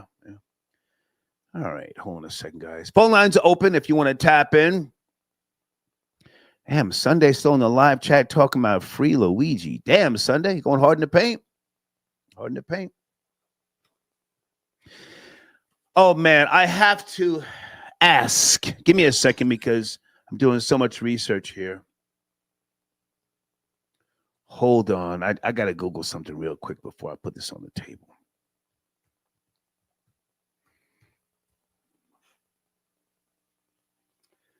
I got to Google this guy. Ryan Clark, born 1979. He played safety in the NFL, in case you don't know. Okay.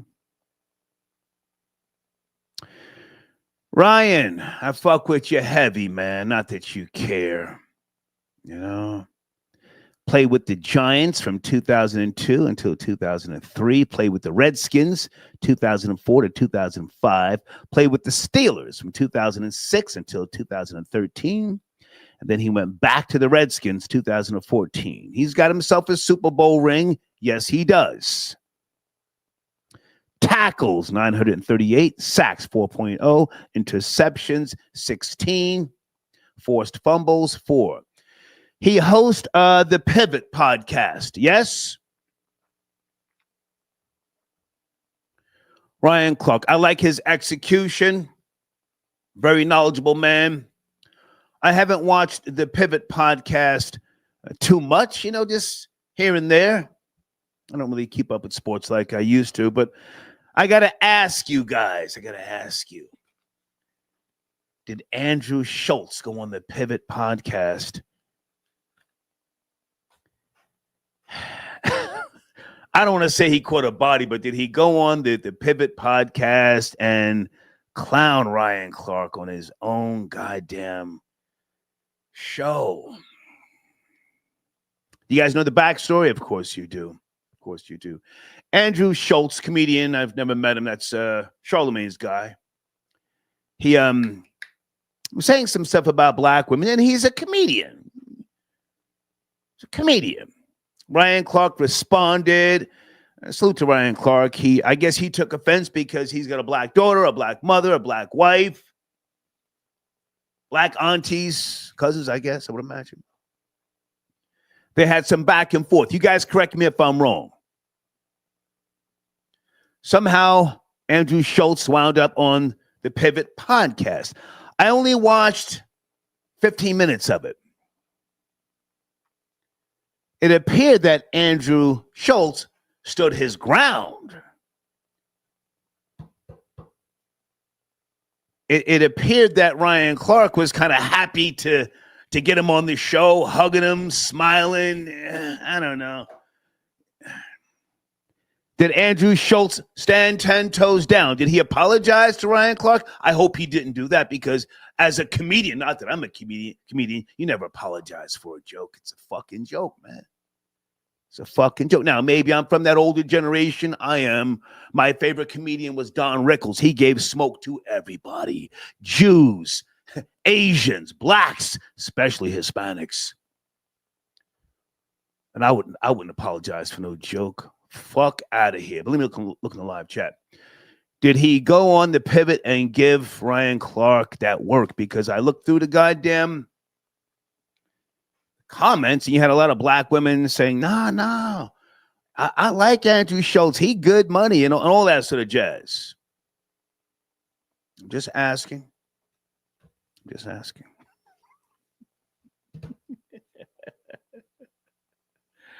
Okay. Let me go to the phone lines here. Area code 443. Please watch the language. Are you there? I am. How you doing, sir? Good. Who's this? It's Lego from Kentucky. Okay. You got some a lot going on there, sir, with the echo, speakerphone. Can you make some adjustments? Let me adjust that. Yeah. Here we go. Is that better? Please watch the language, sir. Where do you want to start? Andrew Schultz did catch a body. He made Ryan Clark backtrack a little bit. He didn't apologize. He just explained his point of view. Okay. And he did a very good job of that. And he put Ryan on his heels. Secondly, I really wanted to talk about the call, the young Scooter situation. Well, hang on a second. We can get to the nigger bitch down in Atlanta okay. shortly. So I didn't watch the entire thing. I kind of, after Ryan Clark, he was Kool-Aid smiling, cheesing. He looked like he was happy to have Andrew Schultz there. And I have nothing against Andrew Schultz, but I said, I hope he doesn't apologize. It was over an hour, right? He wore a suit or something, said he hadn't worn that suit before. Yeah, he was mocking, because, Ryan goes on, he's clean when he goes on air and all that. So he trolled him off the rip. I'm here with a suit on, nigga, what? Right, there you go. With tube socks on. Tube socks, yeah. Come on. But Ryan Clark was a good player, very good player. I like the way he speaks. He's very deliberate. Phenomenal player. Get it? Very direct speaker. But he treated that whole situation that started it as if, Andrew Schultz was on The View or some nationwide show. I mean, it's a podcast. He's a comedian. He was joking. I think that he blew it up more than it needed to be blown up. That he made it more of an issue than anybody probably that saw it. Yeah. So,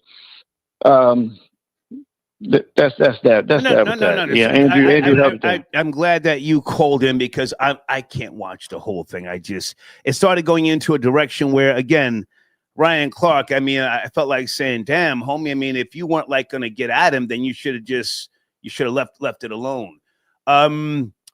Andrew Schultz was not talking about Ryan Clark's black mother or black wife or black daughter, right? So how did Ryan Clark come to this whole issue that he had in the first place? We got, I don't know the percentage, but we got a lot of funky, nothing ass black women out here.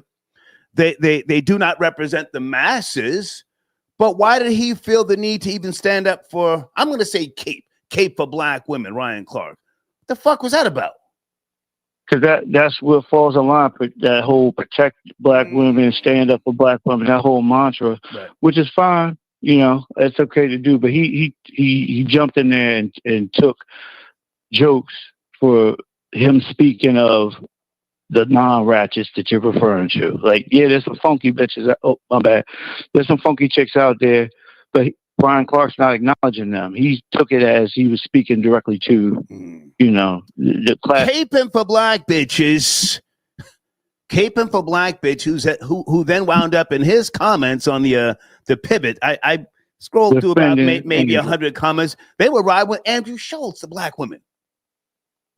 Well, he has that bad. He's tapped in with the culture. Even though he's a white dude, he is tapped into the culture, and his audience is primarily, I would say, well, it's everybody because his jokes are for everybody. But he is tapped in, being a New Yorker. He's tapped into the black culture. He's a New Yorker, So he probably talks crazy like Rory. I mean, that's New York. So you can't say he's trying to be something that he's not. But go ahead, finish up. You were saying, I'm sorry. Go ahead. I was saying before I get off here, you are truly an old nigga. You brought up Don Rickles.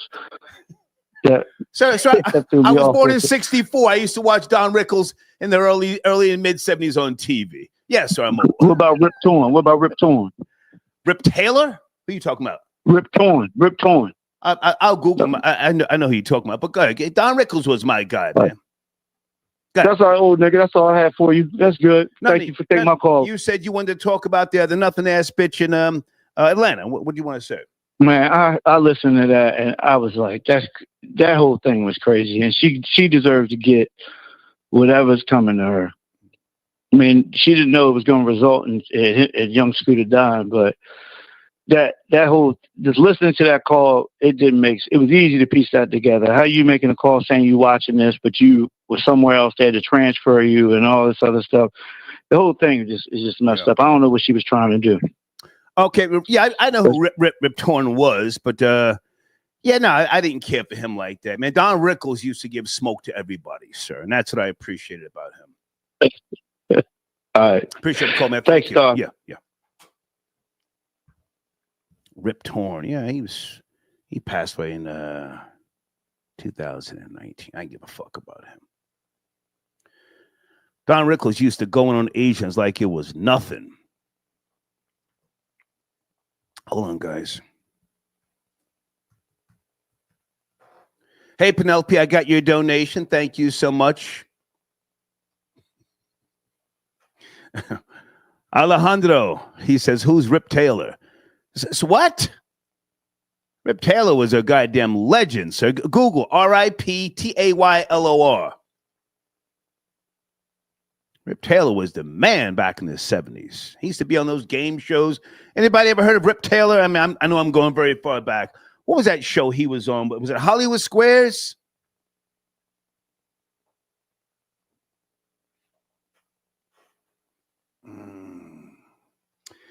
Guys, keep your eye on Dana's platform, The Real Dana. I think that would be a great discussion. If those, well, looks like it is going to happen. The South Africans get asylum here, over 70,000. Will they benefit by way of African Americans? I'm just asking the question.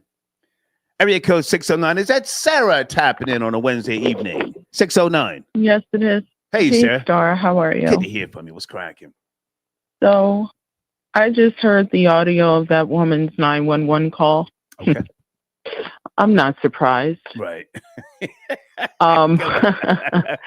These certain black women, they are the original Karens.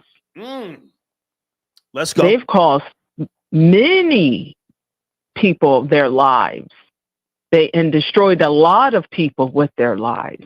Yeah, these are the original Karens. Yeah. But yeah, I'm not surprised, unfortunately. I don't know, maybe she wanted to, I don't know, bring some attention to herself, or something. But she got the attention she wanted. She's in cuffs. Sarah, what were you going to say? I want you to feel free to use profanity. You give great perspective. You give great perspectives. And for those who don't know, Sarah, she's very objective. She can give smoke to these mammies.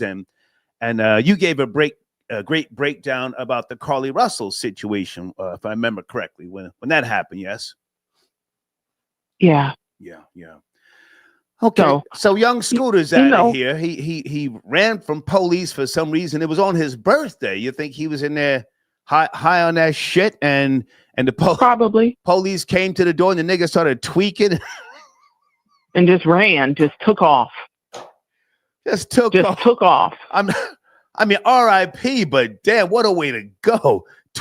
Allegedly tweaking, jumping over a goddamn fence, stab yourself and die over a nothing ass nigga bitch. Come on. Yeah, these women have cost many. I mean, they're dangerous, Star. That's what I'm telling you. They're dangerous. You don't have to know them. They want to see somebody hurt. You see? That's a whole fact. It feeds their demons, Star. And as I've told you, they're filled to the rim with them. But just the sound of her voice, oh my God, there's a girl and a man, he beat her. I think it was over drugs. I said, listen to this uneducated bum. Right. They should have known it was oh my goodness. And the way she sounded like a female Biggie, I swear to God, Star. Wow. When you hear them, when they say, oh my goodness, oh my God, you better know it's some BS. But she cost someone their lives, and to keep the, heat off of the cops unnecessarily, they took her in. Because that situation could have turned into something, quote unquote, racial. You see what I mean? So they had to take her down. What were you going to say? Have you been to Atlanta? Sarah, have you ever spent time there, or do you know it? I have no interest in Atlanta. But have you ever been there? No. Okay. It's made such a fast decline. It used to be a beautiful place. I'm not even going to front. It no longer has a common thread of decency. I've been saying this over the decades. It used to be a very nice place, kind of similar to North Carolina. People used to say, hey, good morning, y'all. Or, hey, just random black people just speaking and that sort of thing. You've got so much ghetto trash down there now. The whole stripper culture, scammers. And she represents, if you ask me, a lot of those types down there. Everything is a hustle, a scam, and a get over. But she was also on reality TV. I don't know what her issue is going to be or with what's going on now, but this might be a good time for her to go back on reality TV. I'm sure they pay her. Why would you say that, Star? Based on the situation she just went down for? Black people are very forgiving. I don't condone, young Scooter, losing his life behind her bullshit, but anything goes down there. I guess that's what I'm trying to say. Anything goes. Scamming, hustling, robbing, stealing. It's just it's a Sodom and Gomorrah right now. It's been turned out. Yeah. A lot of the people up north wanted something better and migrated down there and turned it out. A lot of the people that are there aren't even the ones that are originally from there. Right. You see what I mean? Right. Yeah. So they have a lot of dysfunctionals thinking that they're fleeing dysfunction, but they brought their terrorism with them and turned Atlanta out. That's a fact. Yeah. So she's I thought that woman was going to be 400 pounds. And I'm sorry, Star. When they showed her mugshot, I said, why her throat so heavy, Star? Oh, my God. What's going on? It's a man and a girl. And I think I heard about drugs, I said, what's wrong with her neck? Yeah. I'm sorry. No. But I'm going to let you go. Thank you for letting me up, Star. Thank you much, Sarah. Take care. Take care. Bye-bye. Okay. Sunday's on the screen. She said Sarah 100. Okay. Star Report back in the building. Okay, Wednesday evening. I had to cut the AC on. It's 77 degrees.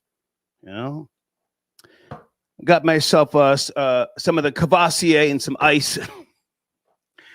Anybody want to turn up on that nigga bitch down there who called 911? Had young Scooter trying to jump over fences. Sheesh. Good God Almighty. Dana, check your email. I just sent you the link. Okay. And she sent me something here. Wait a minute. What is this? Muslim City. I hope Trump shuts that down. Okay. Daily Mail. Okay. Well, this looks like it's an idea, Dana. I'll check that out later. Anybody want to call in about that? Some Muslim city and she said again, Muslim city in Texas. We need to shut that shit down. Okay. All right. And hey, Liddy, I got you with a donation. Someone says Star burnt his pork chops in the air fryer. No, sir, I don't do any cooking at home. Very little. I'm a neat freak. I don't like any type of grease or anything on the goddamn counter or the stove. Everything I do is in the microwave. But I thank you for your donation, right? Okay, phone lines are open. Okay. Hey, Sunday. Okay. Sunday, you're popping. Sunday. Yeah, and that's why not only are they creating pages with your face, but they're using Cash App. Sheesh. Let me see if Sunday wants to call in and set the record straight. If not, I'll keep it pushing. I'm not trying to do too much here this evening. Okay, thank you, Dana. Oh, my goodness. Okay. All right, phone lines are open, guys. And let me go to Cash App. Thank you for your patience. Thank you for your support. Umbatu. Did I say your name right, sir? Umbatu. Okay, Umbatu is talking crazy he said he is South African and he hopes that white South Africans come here and teach you bum ass FBAs how to get the bag. The man sent in a cash app. I have to read it. Mr. Controversy, I got your email, sir, and your donation. Thank you so much. Hold on. Houston, is that you, sir? Houston? My nigga, what's popping? All right, listen to me carefully. I just went and got. No, I ain't gonna curse. I ain't gonna curse. I got no. Houston, for you can curse. What I'm saying is, give me 1 minute. I just went and got the Cavassier. I want you to turn up on that nigga bitch down in Atlanta. Can you hold on? 30 seconds? I got you. Okay, sit tight. Okay. Folks, we about to go there. We may do an extended show. I just turned on the AC and I got the Cavassier in Houston. Houston's ready to go 10 toes down. The credit dude, I got your donation, sir. Thank you for your support. And Ebony, thank you for your donation again. Okay. And folks, when you send in cash apps, as you should know, I always take the time to respond. I give you the thumbs up. Ushers, close the doors. Close the doors. Who's that? That's an impersonation. Do you see me telling people close the doors? Who was that? Close the doors. Okay. Houston, are you there, sir? 713. Yeah, I'm here, man. All the nigga shit is on point right now, dog. It ain't even summer yet. Okay. Where you want to start, dog? Well, listen, I'm Where you want to start? about to take a shot of this Cavassier. I just turned the AC on. Let's go in on that nigga bitch down there. She called the police on young Scooter. This nigga ran out the house, jumping over a fence, died in some True Religion jeans, and sheesh, where you want to go, Houston? Dog, that nigga, first of all, I told niggas, them tight jeans gonna get you killed. I don't know how. You can't run in them. But, you know, she called the cops on the nigga. She should be going to jail for capital murder, dog. No. Ain't that sort of like calling a hit on somebody? Houston, we're talking about a rapping nigga from the South. You know, capital murder. But come on. Yeah, but still, it's a murder for hire. The bitch lying. Okay. And then she sitting her nasty ass over there just mad at the world because she don't nobody want her. She probably don't even dush. I think she was smelling herself and got irritated by the smell of herself and then did all that. I'm just saying, when the mammy get mad, they get mad at everybody. It don't matter who it is. There's nothing like a scorned mammy. She's scorned with life. She's scorned with herself, her wounds, her ovaries, everything about her bad, dog. Yeah. Like, she didn't have to do it, but she did it anyway. They need to keep her locked up. Why has she got a bond? Because if she make a false police report and then going through all that, just like I can't stand the other chick that said the white baby was on the side of the road. Man, we all Carly Russell. Carly Russell. Yeah, I can't stand that bitch either. Talking about a white baby's on the side of the goddamn road. Bitch, we know you lying. Yeah. See, that's why I don't fuck with black women right here. They say, well, all women do it. Well, I ain't talking about all women. I'm talking about these black bitches.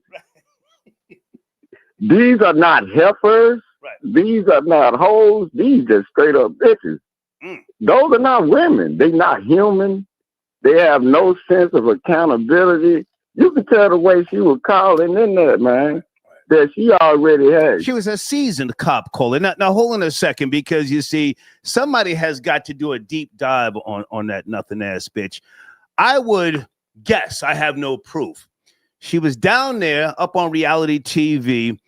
A lot of those girls down there are HIV positive or they have herpes. Let's go there, Houston. Oh, yeah. Let's go there. Oh, yeah. A lot of these, that's why I was saying, them bitches have herpes. They've been ran through. They fucking niggas and women. They don't care. Yeah. They have no sense of reality. Yeah.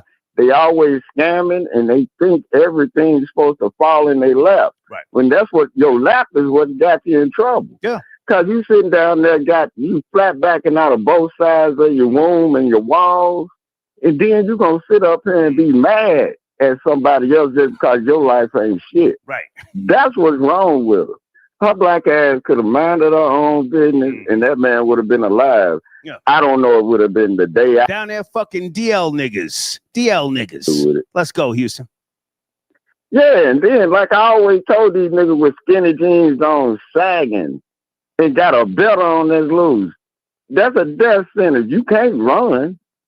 Niggas that died, and it be fat niggas dying in skinny jeans, sagging. Nigga, you had no choice but to go. I'm like, I ain't even in it, but she had it. I don't know why she called the cops on that nigga. And there's gonna be a lot of these bitches, these black bitches, calling cops on niggas during the summer, dog. It ain't summer yet. They just getting started. And if they show some sympathy for this bitch. Down there, fucking faggots trying to get a ring. Let's go, Houston. Let's go. Yeah, down there trying to change a faggot life. That nigga done already chose. You cannot change a nigga life when he done flat back with another man, dog. I don't give a fuck what these hoes be talking about. You can't go on Aya Van Zelt. You can't go on goddamn Oprah. Right. Whatever these black hole shows is. Right. You are not changing a nigga life that done flat back with another nigga. And you choose to get this nigga pussy knowing he infected. God damn it, you infected. God damn it, y'all both flat backing with each other. You're fucking up the womb population at that point. It's a form of birth control and population control at the same time when you think about it. What do you think? Pussy with collapsed walls and polluted wombs. Let's go. Yeah, man, I'm talking about that pussy. Goddamn, her pussy should be on trial. Her goddamn pussy should be on trial for this shit. God damn it, ain't nobody with good pussy sitting up doing no shit like this, dog. The good pussy bitches, they'll probably cut you out or something, but god damn it, when a woman ain't got no good pussy, man, that's how they act. They already know. It's like seeing death. Houston, can you hold on a second? I just okay, bet. I'm gonna bring somebody in here. Area code 631. Are you there? Good evening, 631. Hey, Star. Hey. I spoke to you earlier, but I did a deep dive on the mammy out in Atlanta. Okay, what's cracking, man? Let's go.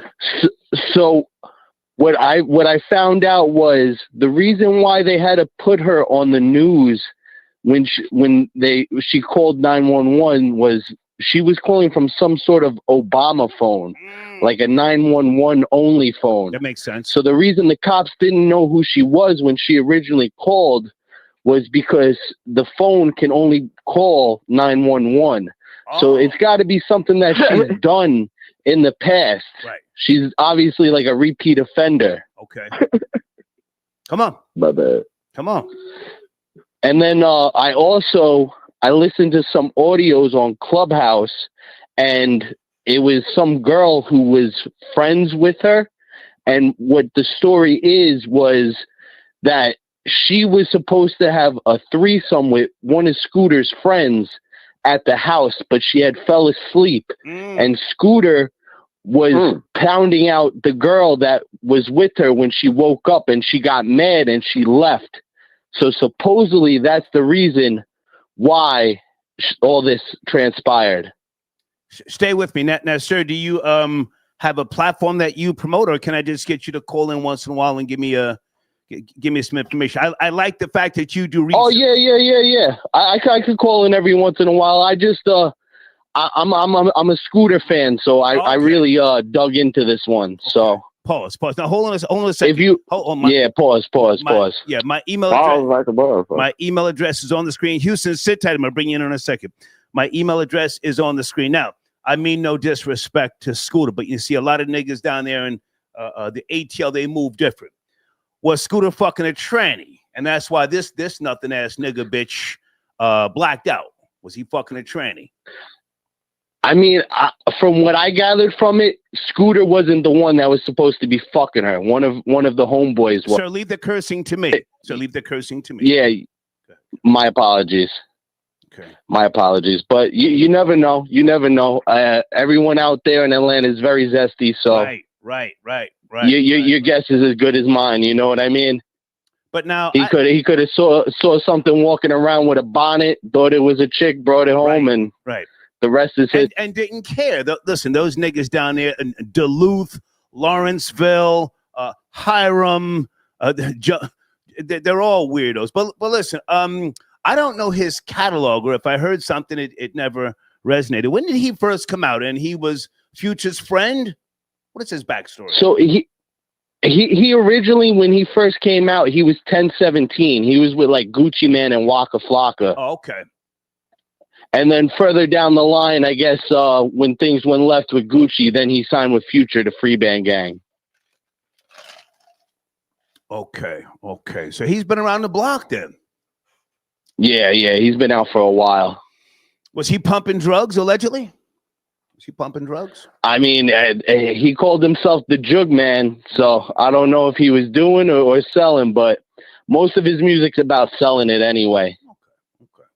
So is there a possibility that when the police came to the door, he was high on his own supply and the nigga panicked?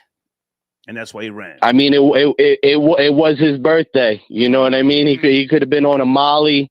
You know what I mean? He could have been sniffing something, looking through the blinds, saw the cops, and yeah. Especially when you're on the booger sugar, it have you looking out the window every 5 minutes. He could have saw the blue and red lights and just boop, took off. Well, listen, I don't know what these guys do today, but today it's not just the booger sugar; it's the Perkies, fentanyl, and they do some other shit. So, did they find any drugs in his system? Because who was that said they did an autopsy? Was it Future or Young Thug? Yeah, Young Thug said he did the autopsy. Yeah, Future paid for the autopsy, but I don't know. You know what I mean? I didn't see any like doctor's report. All I'm going off is talk on social media.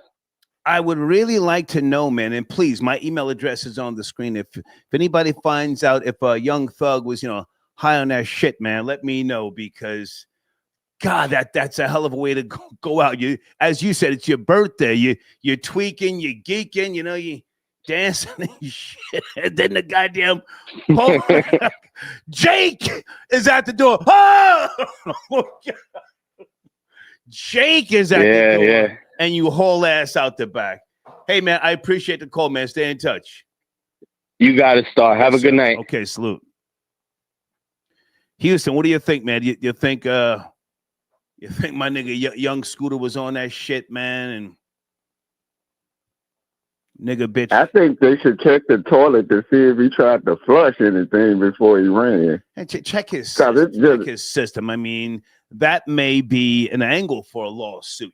He was high. He wasn't conscious of what was going on. Therefore, maybe the police should have been at the back door to stop him from running out. Someone from running out. I'm just saying. Good. I just think so too, because if you get a call like that, shouldn't police be already surrounding the house? Yeah. Like, I'm just thinking, because it would make more sense than to just go into the front door and don't have the back secured or windows. You know what I mean? But I don't know. But that's all I'm asking. Like, wouldn't I should have asked that guy? Let me look in the live the chat. house around it? Guys, was Young Scooter beefing with Future or anybody? Was he beefing? You see, a lot of niggas set each other up. I'm telling you what I know from experience. Could be a good angle, because why are you doing the autopsy? You trying to get your dope out of him? Was he a mule? Well, I'm just saying. I'm not saying Future. I'm saying maybe somebody, who Young Scooter had a beef with, they paid the bitch to do that, right? It's always a bitch. So it's all on a bitch. They're saying no. Yeah, and then, like, look, man, these niggas be always getting bitches to do that shit, because the way she was reading it, it's like she practiced it before she called in. And then, like, it's more to it than that, dog. Because, like you said, it could have been a nigga getting her to do it. And then from what the other caller just said, ain't no telling. He was in there knocking somebody down there. Trolls going crazy, saying he was beefing with Saucy Santana. The what? They're saying Rollo, possibly Rollo and Saucy Santana. No, what you said, Saucy Santana. You know he put fear in act hard, so ain't no telling. I don't know, dog. Them gay thugs be running around this, dog. If you You ask know what me- Ray J said? I get the booty goons for you. Man, If you ask me, Saucy Santana, about that life, he told academics, he said, what did he say? I'm out in the streets here. He said, I'll fight you and fuck you. Hold on a second. Stay there, Houston. Damn. Yeah. Area code 845. You there? Good evening. We're doing an extended show. Yes. Yes, sir. How are you? Good evening, sir. Hey, man. How y'all doing today? Good. Where do you want to start, sir? Wow. I can't even call her a woman at this point in my life because I'm a little bit more educated than I would like to refer to it as this thing. Okay. But they're that thing. They're more like the indigenous and ghetto areas, and they come in a chameleon type shape as a woman. Okay.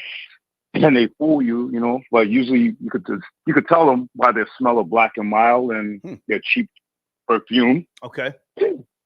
And they've been lining brothers up for years, for decades. That's how they live. Yeah. Yeah. I mean, let's be real. Let's call it what it is. Like, I mean, times I'm from New York. Back in the day, man, if a chick calls you like, "Hey, meet me over here," you're like, I ain't going over there. Or you go there with the tool and you have to use it because you got to get up out of there. She's trying to line you. Yeah. And now she used the devices, the police, to trick, to take this man off the map, So, sir, as Sarah pointed out, and I'm glad she went there first, Black women have been lining Black men up for decades. Centuries, if you will. Have you yourself? Hey, I've been lined up. Go ahead. I've been lined Go up. ahead. I've been lined up. Like I've had my oldest child's mom. She lined me up once with the police. She assaulted me, and you got to defend yourself. And went to them and said, "Oh, I did this, I did that," and they come to my house and they lock me up. Yeah. And it was so bad that. Did you serve time, sir? Did you serve time? Oh no. I ended up getting out the same night. Okay. And one of the cops that took me there, he was like, "This, why were you even locking this guy up?" He's like, "I was going to work that morning. That morning the police came to me. They were in my hallway. I was going to work." Okay. And they're like, and they did the arraignment. It's like, this guy's 24 years old, never had a record, always working, goes to school, and we're locking him up. And then over what? And then I explained to the judge, and he was like, "Really?" And I had to go back and forth to court. They actually wanted me to go to Supreme Court with this thing. She eventually. So, are you Black or Hispanic? What is your background? Black. Okay. I'm Jamaican. Now you say I'm Black. Who wanted you to go to Supreme Court? That sounds like cap, sir. Respectfully. No. The state's attorney. Oh, the state's attorney. They were pushed. The state's attorney wanted to push it to Supreme Court because. Oh, okay, yeah. And make, because first you go through the criminal court process, and then went there. They were going to dismiss it. He was pushing the Senate to Supreme Court. It got. And that's why. What type of deal did you take, sir? With all due respect, you're a father, and that was your wife or your baby mama? My baby mom's. Okay. What type of deal did you take? You took a deal. Nah, I didn't take a deal. Actually, the only thing that saved me was she ended up dropping the charges. Oh, okay. Because you know what I did? Yeah. I actually did take a deal. I gave her some money. Yeah. Hey, listen. Listen. I gave her money. I didn't take a deal with the people. I just gave her money. I'm like, Hey, man, you know what? Hey, you bowed down to the vagina, sir. Just say I bowed down to the vagina. Nah, I had to pay her money, and I was like, listen, here, take some money, whatever it is, to make it disappear. How much? I don't need that type of slack. How much did you give her, sir? You know what it is. No, sir. I don't. I had to pay off. No, sir. I don't know what it is. I don't have any kids. How much did you get? No. Well, instead of dealing with these people, I'd rather pay my way out of the situation than dealing with the law. Because how much, sir? Sir, how much did you give her? I gave her $2,000, and she walked away. Yeah.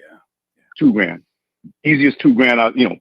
Came up with it real quick. Okay. Showed it, and it was like in $20 bills. They like the $20 bills. You shake it in their face, it looks a lot. Okay. They took it. Okay. So, what it is. Well, hey, man, before you go, maybe you can help me on this this question I've been asking, and not too many people have chimed in.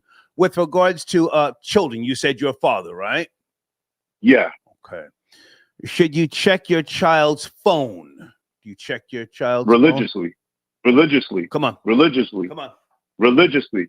If you like the same way you wake up and wash your face and brush your teeth, and you wash your face and brush your teeth before you go to bed, you do it all the time. Right. You never skip a day. Never skip a day. Mm. So the predators don't. Mm. You know what I mean? The predators don't take days off. You can't. Right, right. And you never know. Your daughter, how old is she, if you don't mind me asking? My oldest is 24, and my youngest is 8. Wow. Yeah. I have an 8-year-old, and trust me, I'm on that. Like, I'm on that thing all day, every day. Like, let me see this. Now, and the 8-year-old probably needs a phone because of school, right? Absolutely. Yeah. You know, you always have to have some means of communication. Right. So yeah, right. Yeah, protection. You know, it's you have to. You know, I mean, it's not like back in the day when we could go outside when we were kids. You know, the neighborhood will actually be there. The nosy old lady will see you and like, hey, don't go there, or tell your parents what you did, or you know, somebody in the community. Now you have to be that person. Right. You got to make sure that you know everything your kid is doing. Because then you'll be like the one in New Jersey with the son that killed the cop. If she was a vigilant mother, you think he'd be outside doing that? I appreciate the call, sir. Thank you so much. All right. Thank you, sir. Thank you. Hey, Brenda Jones. Brenda, do you want to call in? I would love to have a female call in and break this down. She says, hey, the Star Report. Have they named the other guy that returned to the house? Period. The other one that ran out the back door. Okay. Brenda, I mean no disrespect, but when you start a sentence, you use a capital letter, and then after periods, you have to put a space. No, baby, I don't know if they've named anybody else. This is complete monkey shit, and I'm so entertained. Well, thank you for your donation, darling. Bobby L. got your donation. Bobby L. Hey, Bobby V, come on back. You guys remember that? Troll babies? Hey, Bobby V, come on back. Come on back and pay for this Badussy.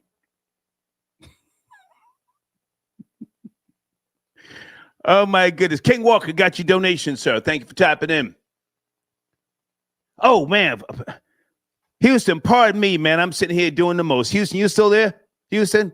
Yeah, I'm still here, dog. I'm sitting over here. I just refilled dying drink that the Lord had provided. You know what I mean? I'm sitting here sipping. It all sounds like nigga shit, dog. Oh, it's beautiful nigga shit. I'm sipping some Cavassier. Final thoughts, final words on this nigga bitch who cost young Scooter his life, allegedly. Had the nigga running out the back door. Good God Almighty. You gotta finish up, Houston. Yeah, I think her ass should get charged like when hoes use these police as weapons against niggas when they piss the fuck off. I think they should get locked up for it, especially with a false police report. She's not even in the area, vicinity, or nothing. Even if she's there, if you're gonna do that and it causes somebody their life, and it comes to find out you lying about it, right, I think your ass should go to jail. It's like putting a hit on somebody. I think she could get charged just like premeditated manslaughter. Is there such a thing? Premeditated. Is it what? Is there such a charge as premeditated manslaughter? I don't know. Yeah. Okay. Yeah. Okay. Because if she set up and thought that shit out, because they would probably try to do a crime of passion or something. I don't know. But she clearly was doing something that you can't file a false police report and nothing happens to you. It'll be like the Colin Russell situation. I'm like, these black bitches study getting away with shit, and other bitches of other races, they learn from black bitches that were in there getting flat back by master how to use the system, and master sit up and let these hoes do it in court. Do you get where I'm going with this? Like, hang on a second, Houston, before you go. What came first, the pimp or the whore? Let me ask you again. The whore. That's a fact. For real. Because you can't pimp without a product. The product is the whore. Right. Wasn't Jeeves on the tour? Back in the days, you had Mammy on the plantation, right? Mammy went to the big house. She went up there and did what she did, and she came back with a pig foot and a bottle of beer. She said, "Here, take that and close your mouth." That's a whole fact. And then that's why these black bitches. Don't worry about what I was doing up in there. Here's a pig foot and a bottle of beer. Now close your mouth. Go ahead. Yeah. And then the black woman, they turn on niggas. That's why I made that analogy. Goddamn, I'm using big words around white people. I made that word analogy because that's the slave mentality of the black woman with the black man. Master is laying it out for him and then piping them down, getting kids by starting HBCUs, all that, so the kids don't get knocked off for learning.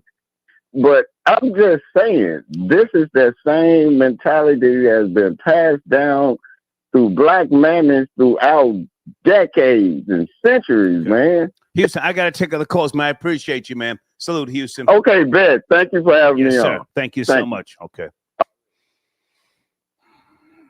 Who was that says star inventing charges? The Dozier himself. So we got a nigger bitch going crazy down there. Nigra. That's an old term. Nigra, not nigger. Nigra. Okay, D says in Georgia, involuntary manslaughter involves causing a death without intention, either through an unlawful act, not a felony, or a lawful act committed unlawfully and likely to cause death or great bodily harm, punishable by 1 to 10 years in prison. Thank you, Deeds. Hey, Sunday. Sunday says, gay star making more fake accounts for clout. Send some real bread like 500. Troll, not those nigger crumbs.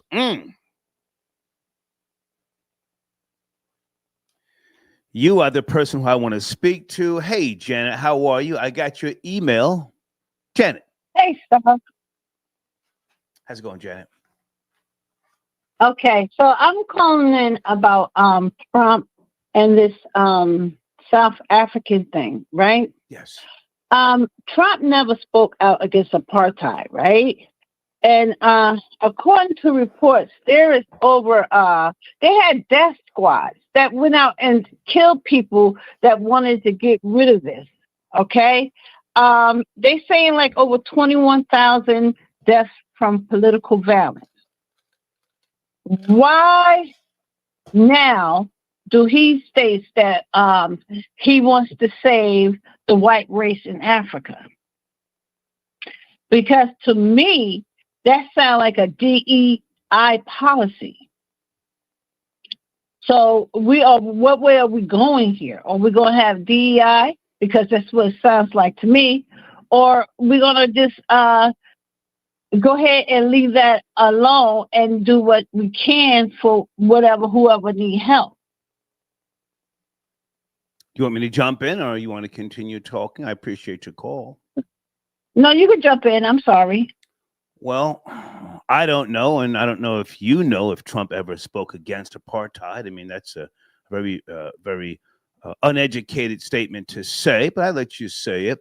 Trump wasn't in politics back during the heyday of the whole anti-apartheid movement here in America, when you had artists who, caught hell for going over there to perform. But now with regards to what you're saying, I don't know, maybe there's some truth. I haven't done the research. I just, I've been catching little scraps of information. Dana's going to do a show on this. And if you like to, follow her and you guys can keep me up to speed. I don't know what's really going on. But my question was, if a lot of those 70,000 white South Africans do get asylum here, will black people here will black people here benefit from what they may or may not do or be in seek of? That's the question. Okay, so that's your question, and I understand that. But you stated that. Can you answer my question first before you're trying to take us down a different path, please? I will. Trump was inside the media in 1990. Okay. No, Janet. Please answer the question. You're trying to go here. Come on, just. No, you know what, Star? I don't think that's fair. You made a statement that you say that was a very uneducated statement that I made. I looked for any references of Trump speaking out against apartheid during the 90s. I did not find one. Okay, he wasn't a politician. So the question itself, is, it's subjective. But can we get to the question? If they come here, the 70,000 offered asylum, will African Americans benefit, or will they take from the civil rights struggle of Black people? Never mind Trump, please. Okay. Then again, they will take from it, and they will use. It will be underneath the umbrella of the DEI. This is what I'm saying, how hypocritic it is. They will take from... Hypocritical. Hypocritical. Yes, hypocritical. They will take from that. It's hypocrisy at its finest. So, yes. So my whole thing is, if he's doing this, how could he reconcile doing away with DEI, yet offering immigrants to come in here and afford them a better life because they are being discriminated against in the country? Because if that's the case, you should also reach out to Haiti. You should also reach out to Well, hang on a second. Now you're going, over the river and through the woods to grandmother's house. Now hang on a second. Let me just say, hey, Miss Magic, thank you for your donation, darling, and you got a very pretty picture, Miss Magic. Thank you so much. Janet, more than likely, and you would know better than me, Elon Musk, who is South African, he has spent millions, maybe even $1 billion with the Trump administration. And he probably, brought this to Trump's table, and Trump's a businessman. This is business. This is business. We're all gonna benefit off of this down the road sooner than later. It's business. Okay, so how are we going to benefit from the? I didn't say we. I said the Trump administration. I mean, listen. Well, to fund them. Okay, so like when the Ukrainians came over, they dipped into the Social Security and gave them all pensions and houses in Florida and throughout the United States. So are they going to do the same thing for the South Africans? And yet, in the same breath, shut down the Department of Education, shut down DEI initiatives. So what are we doing here?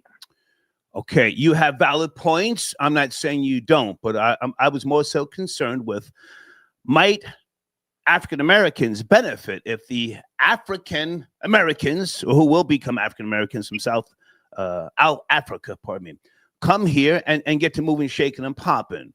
But can I ask you to I gotta focus on the nigga bitch down there in Atlanta, or I need to focus on the showrunner. Hold on a second. Should you check your child's phone? I got to get back on topic. I appreciate you, but I got to get back on topic. Okay.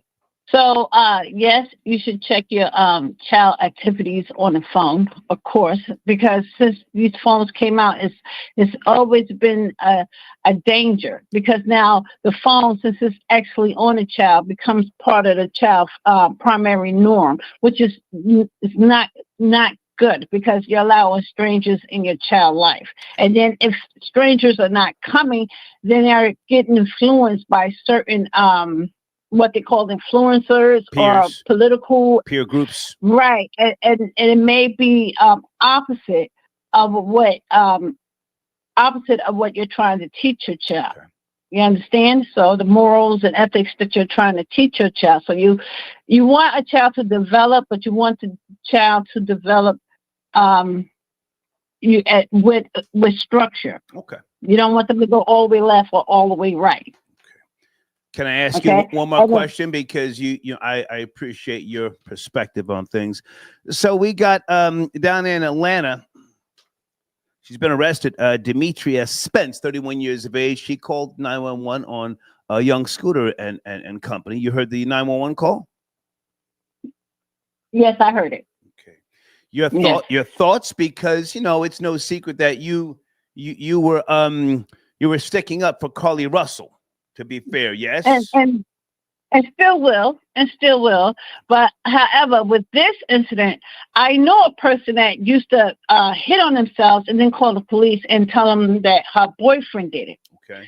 I found that disgusting, trifling, and to me, she should have been in jail a long time ago. Okay. Now, this woman, for whatever reason, and these women who think like this, and men, they should be held to the highest standard of the law. But we're talking about somebody that died, Janet. Somebody died. That's what I'm saying. Because someone was killed. People are hurt. They think people out here think it's a joke by doing this SWAT thing, call the police to folks' houses on fictional stories. And people are getting hurt. People's lives are being ruined. People are getting harmed. And in this case, killed as a result. Right. So to me that falls under manslaughter. Yeah. I think it should fall under manslaughter. I am disgusted with that. It is utterly unbelievable that we have people out here that will, because of they self-importance of themselves, or so you denounce this woman and her actions. Someone. Janet, you denounce this woman and her actions. Yes? No? I denounce it 1,000%. It hurts me to my core, because that could have been anybody's son. That could have been anybody's daughter. It could have been anybody. It could have been us that got harmed by this woman's action. And she is not the only one out here that's doing this. It is story after story on TV about these swatting things. I think Nicki Minaj got swatted. This is dangerous. These people, they have to have laws in place. Gotcha. They can't. Janet, I appreciate you. I have to take other calls. I appreciate you. I would love for you to be involved in Dana's show when her and the judge, I'm sure, discuss that whole South Africa and those people coming here, if you find the time. All right. Okay. Thank you. All Janet. right. Thank you so much. Bye-bye. Bye-bye.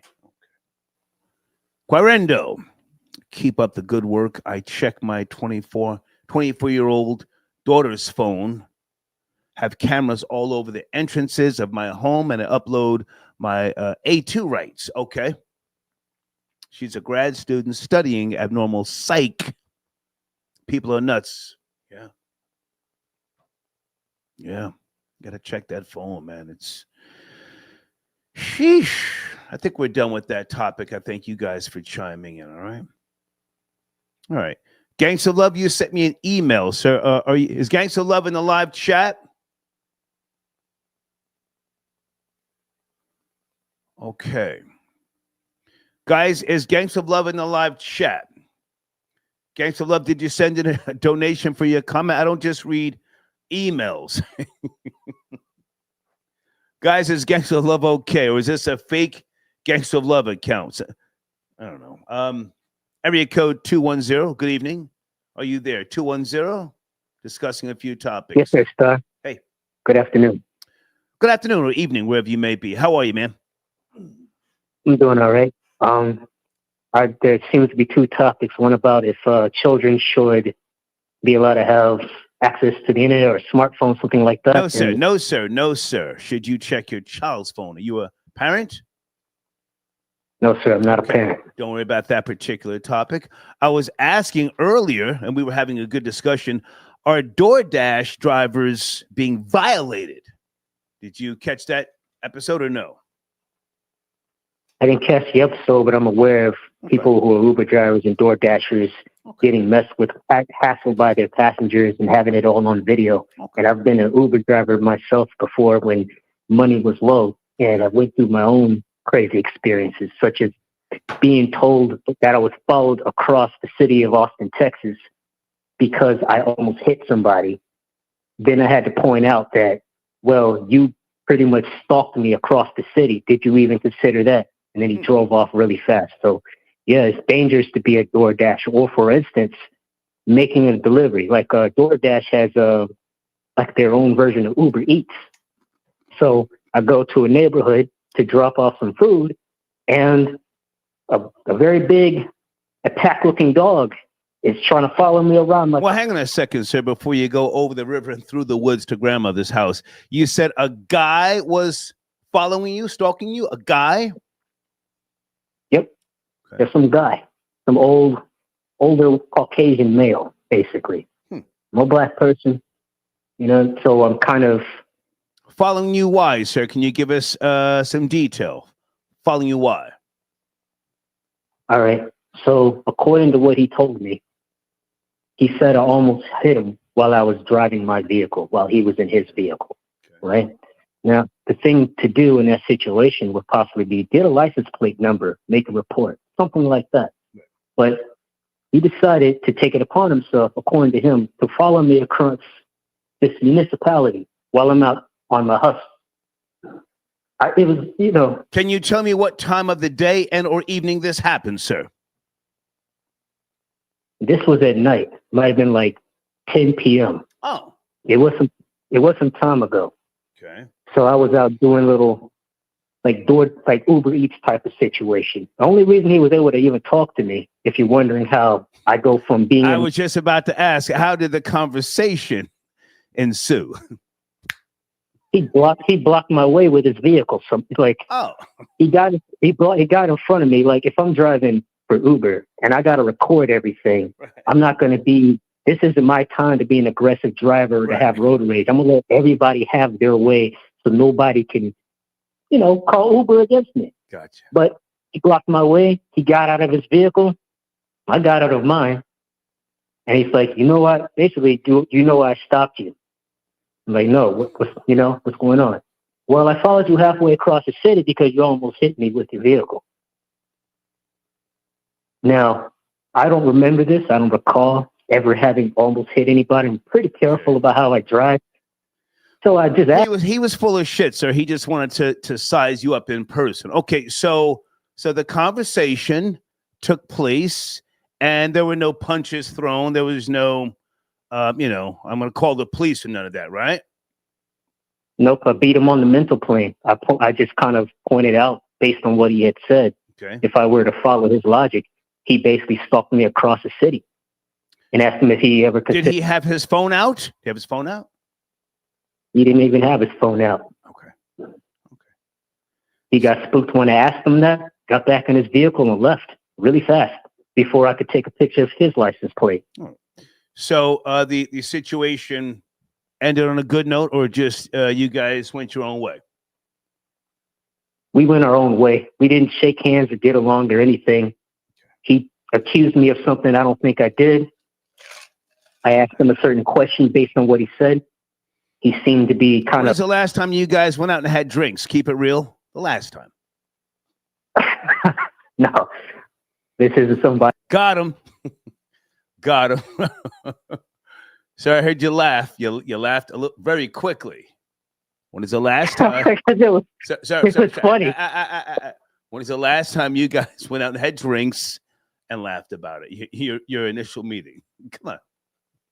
It never happened, Stark. It never happened. That's hilarious. I'm sorry. I know you don't want. Sir, you're a liar. Fun. You're a liar. But go finish up. Go finish up. All right. Am I still allowed to comment on the young Scooter thing? No, sir. Young Scooter died, man. He jumping over a fucking fence in some True Religion jeans. He's out of here, my niggas. But thank you, man. I appreciate the call. All right. You have a good afternoon. Yes, sir. Got him. We got him, kids. Number 9, are you there, sir? Thank you for tapping in. Gene Richmond. Good afternoon. Good to hear from you, man. What's going on with you? What a pleasure it is to be on the Star Report. Yeah. Thank you. It's on this great odyssey of your continued unique perspective. Thank you so much. I'm talking about a couple of topics you may or may not be up to speed on. The woman who was arrested down there in the ATL with regards to the death of young Scooter. Did you Did you hear the 911, or this is this not your interest? I didn't hear the 911, but I'm well aware of the story, and I saw the horrid mugshot of this woman without the wig. But anyhow, the mugshot itself is diabolical. That being said, it's an unfortunate circumstance, but again, this is a man who was running from the police and impaled himself, hit an artery, and died on a fence, I believe. Yeah. So it's an unfortunate occurrence, but this man was fleeing. What was he fleeing from? I mean, if you're he may have been on that good shit, and sometimes you gotta get out. I gotta get out of here. Well, the universe caught up with him. It's the universal law of cause and effect. The cause might have been what he was zooming on, but the unfortunate effect is the outcome of his actions. Never run from the police. That's one thing these young black men in America just don't get. Never run from the police. It could have been a different outcome. Would you say that's more of an FBA thing, running from the police? I think it's you hit the nail. You took the words right off my mouth. It's an absolute FBA thing. I'm putting the blame on them. Because hey, they were here first, right? Jamaican niggas don't run. Anybody in the live chat Jamaican? Oh my God. I've hung with so many Jamaicans over the decades. Jamaican niggas don't run. They just say, fuck it. Okay, you were saying, go ahead. And Haitians beg for mercy. So and we learn, this is learned behavior from the people who claim to have been here the whole time. They were here the whole time. They weren't kings and queens in Africa. They didn't come over here. They were here the whole time. So this is learned behavior.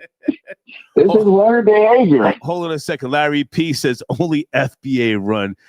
We should really explore that one day because, as I've said, I've never known Jamaican niggas to run. Niggas from Trinidad don't run. Niggas from St. Vincent never run. But only FBA. Go, you were saying number 9? Go ahead. And I'd like to reiterate, and Haitians, they beg for mercy when they're caught, so they don't run either. Right. They just beg. only when they're running out of Port-au-Prince. Anyhow. Hey, Cory Booker, anything we need to know about him? He broke Strom Thurmond's record. Anything you want to mention or talk about there? Well, he went on this absurd filibuster in the House for 24 hours, and that was his intent. 25, was it? He maxed 25 hours. 25, yes, to be exact. And he maximized Strom Thurmond. He beat out Ted Cruz, who did I think it was a 16-hour several years ago. Right. And it was just this constant angst against Donald Trump and federal jobs and the United States people and federal funding and how the government's going to take a downturn because of the decision. I mean, it became repetitive after the first 12 hours. It just was the same, he was just rewording it in a different fashion, just talking about the pains of government under a tyrannical administration. I mean, we've heard it all before. It's just, so what about the money that you've taken from corporations, hatchet man? And your community never saw the spoils or the benefits of the largesse, if you will, of said contributions. He failed to talk about that. His failures as a political figure in the Newark, New Jersey area, no one talked about that. Of course, he didn't bring that up. His community that didn't thrive under his leadership, his community that didn't make any strides under his leadership, and his community that didn't advance educationally, socially, and politically under his leadership. But hey, Cory Booker's got an axe to grind. Okay.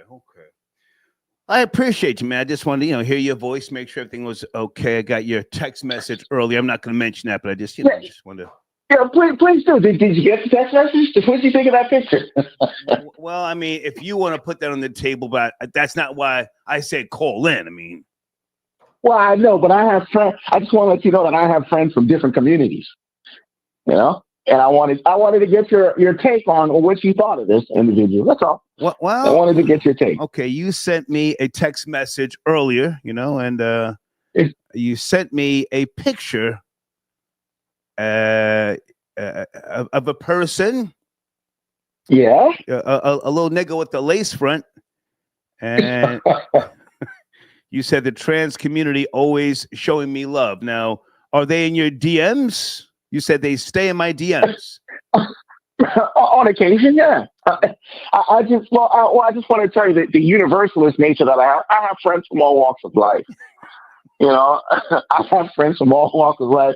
It's the universalist side of me. So I just wanted to get your opinion on what you thought of this individual. I don't have an opinion, man. I mean, listen, you've already made it clear you are sexually free. People cannot pin you down or judge you or put you in a box. Put me in a box. This is a friend. This is a friend who reached out to me, and I reached out to you with your opinion on what you thought. On what you thought of this individual. It's not up to me to think and or judge. Salute to you. Snow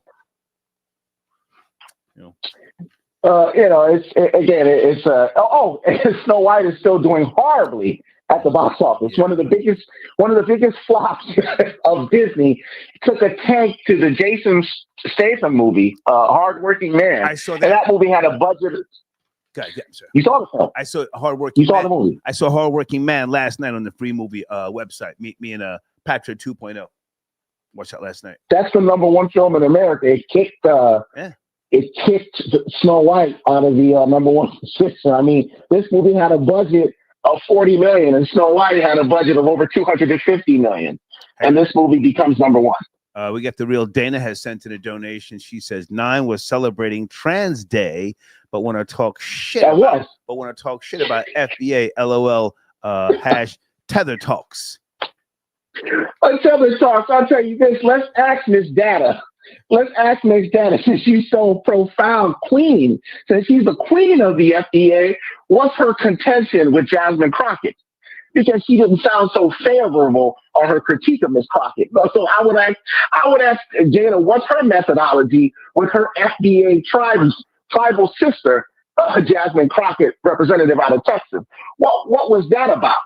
Miss FDA, queen of the FDA. Well, hang on. The FDA. Hang on. I don't have to speak for Dana, but Dana's not a Jasmine Crockett supporter. Dana and I talk all the time. Jasmine Crockett, who's got no ring and who recently assaulted a journalist, Dana's not on her side. She actually critiques her, right?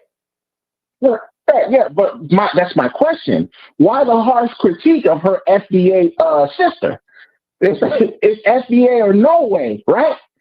Jasmine Crockett is a part of her tribe. Okay. Why such a harsh critique on a sister girl? I thought it was about Black women empowerment. Gotcha. Jasmine Crockett is a Black woman. What about the sister girl love? Whatever happened to that? Gotcha. Okay. I appreciate you, man. Oh, one more thing. Did you see the reveal of Avengers Doomsday cast? It's a cast of 27 actors that have appeared in the Marvel Cinematic Universe. Did you see that? They showed the different chairs. I did not. I always go to you for all updates on the MCU and DC. If you want to send me something via email, I'll check it out. But no, I'm not in the loop yet. Okay. Well, Avengers Doomsday is going to be centered around Dr. Doom, played by Robert Downey Jr., and 27 MCU actors who played in the MCU will be featured in this film. So directed by the Russo brothers, who did Infinity Wars and Endgame. Okay. Should be interesting. Okay. Great to talk to you. All right. Yes, sir.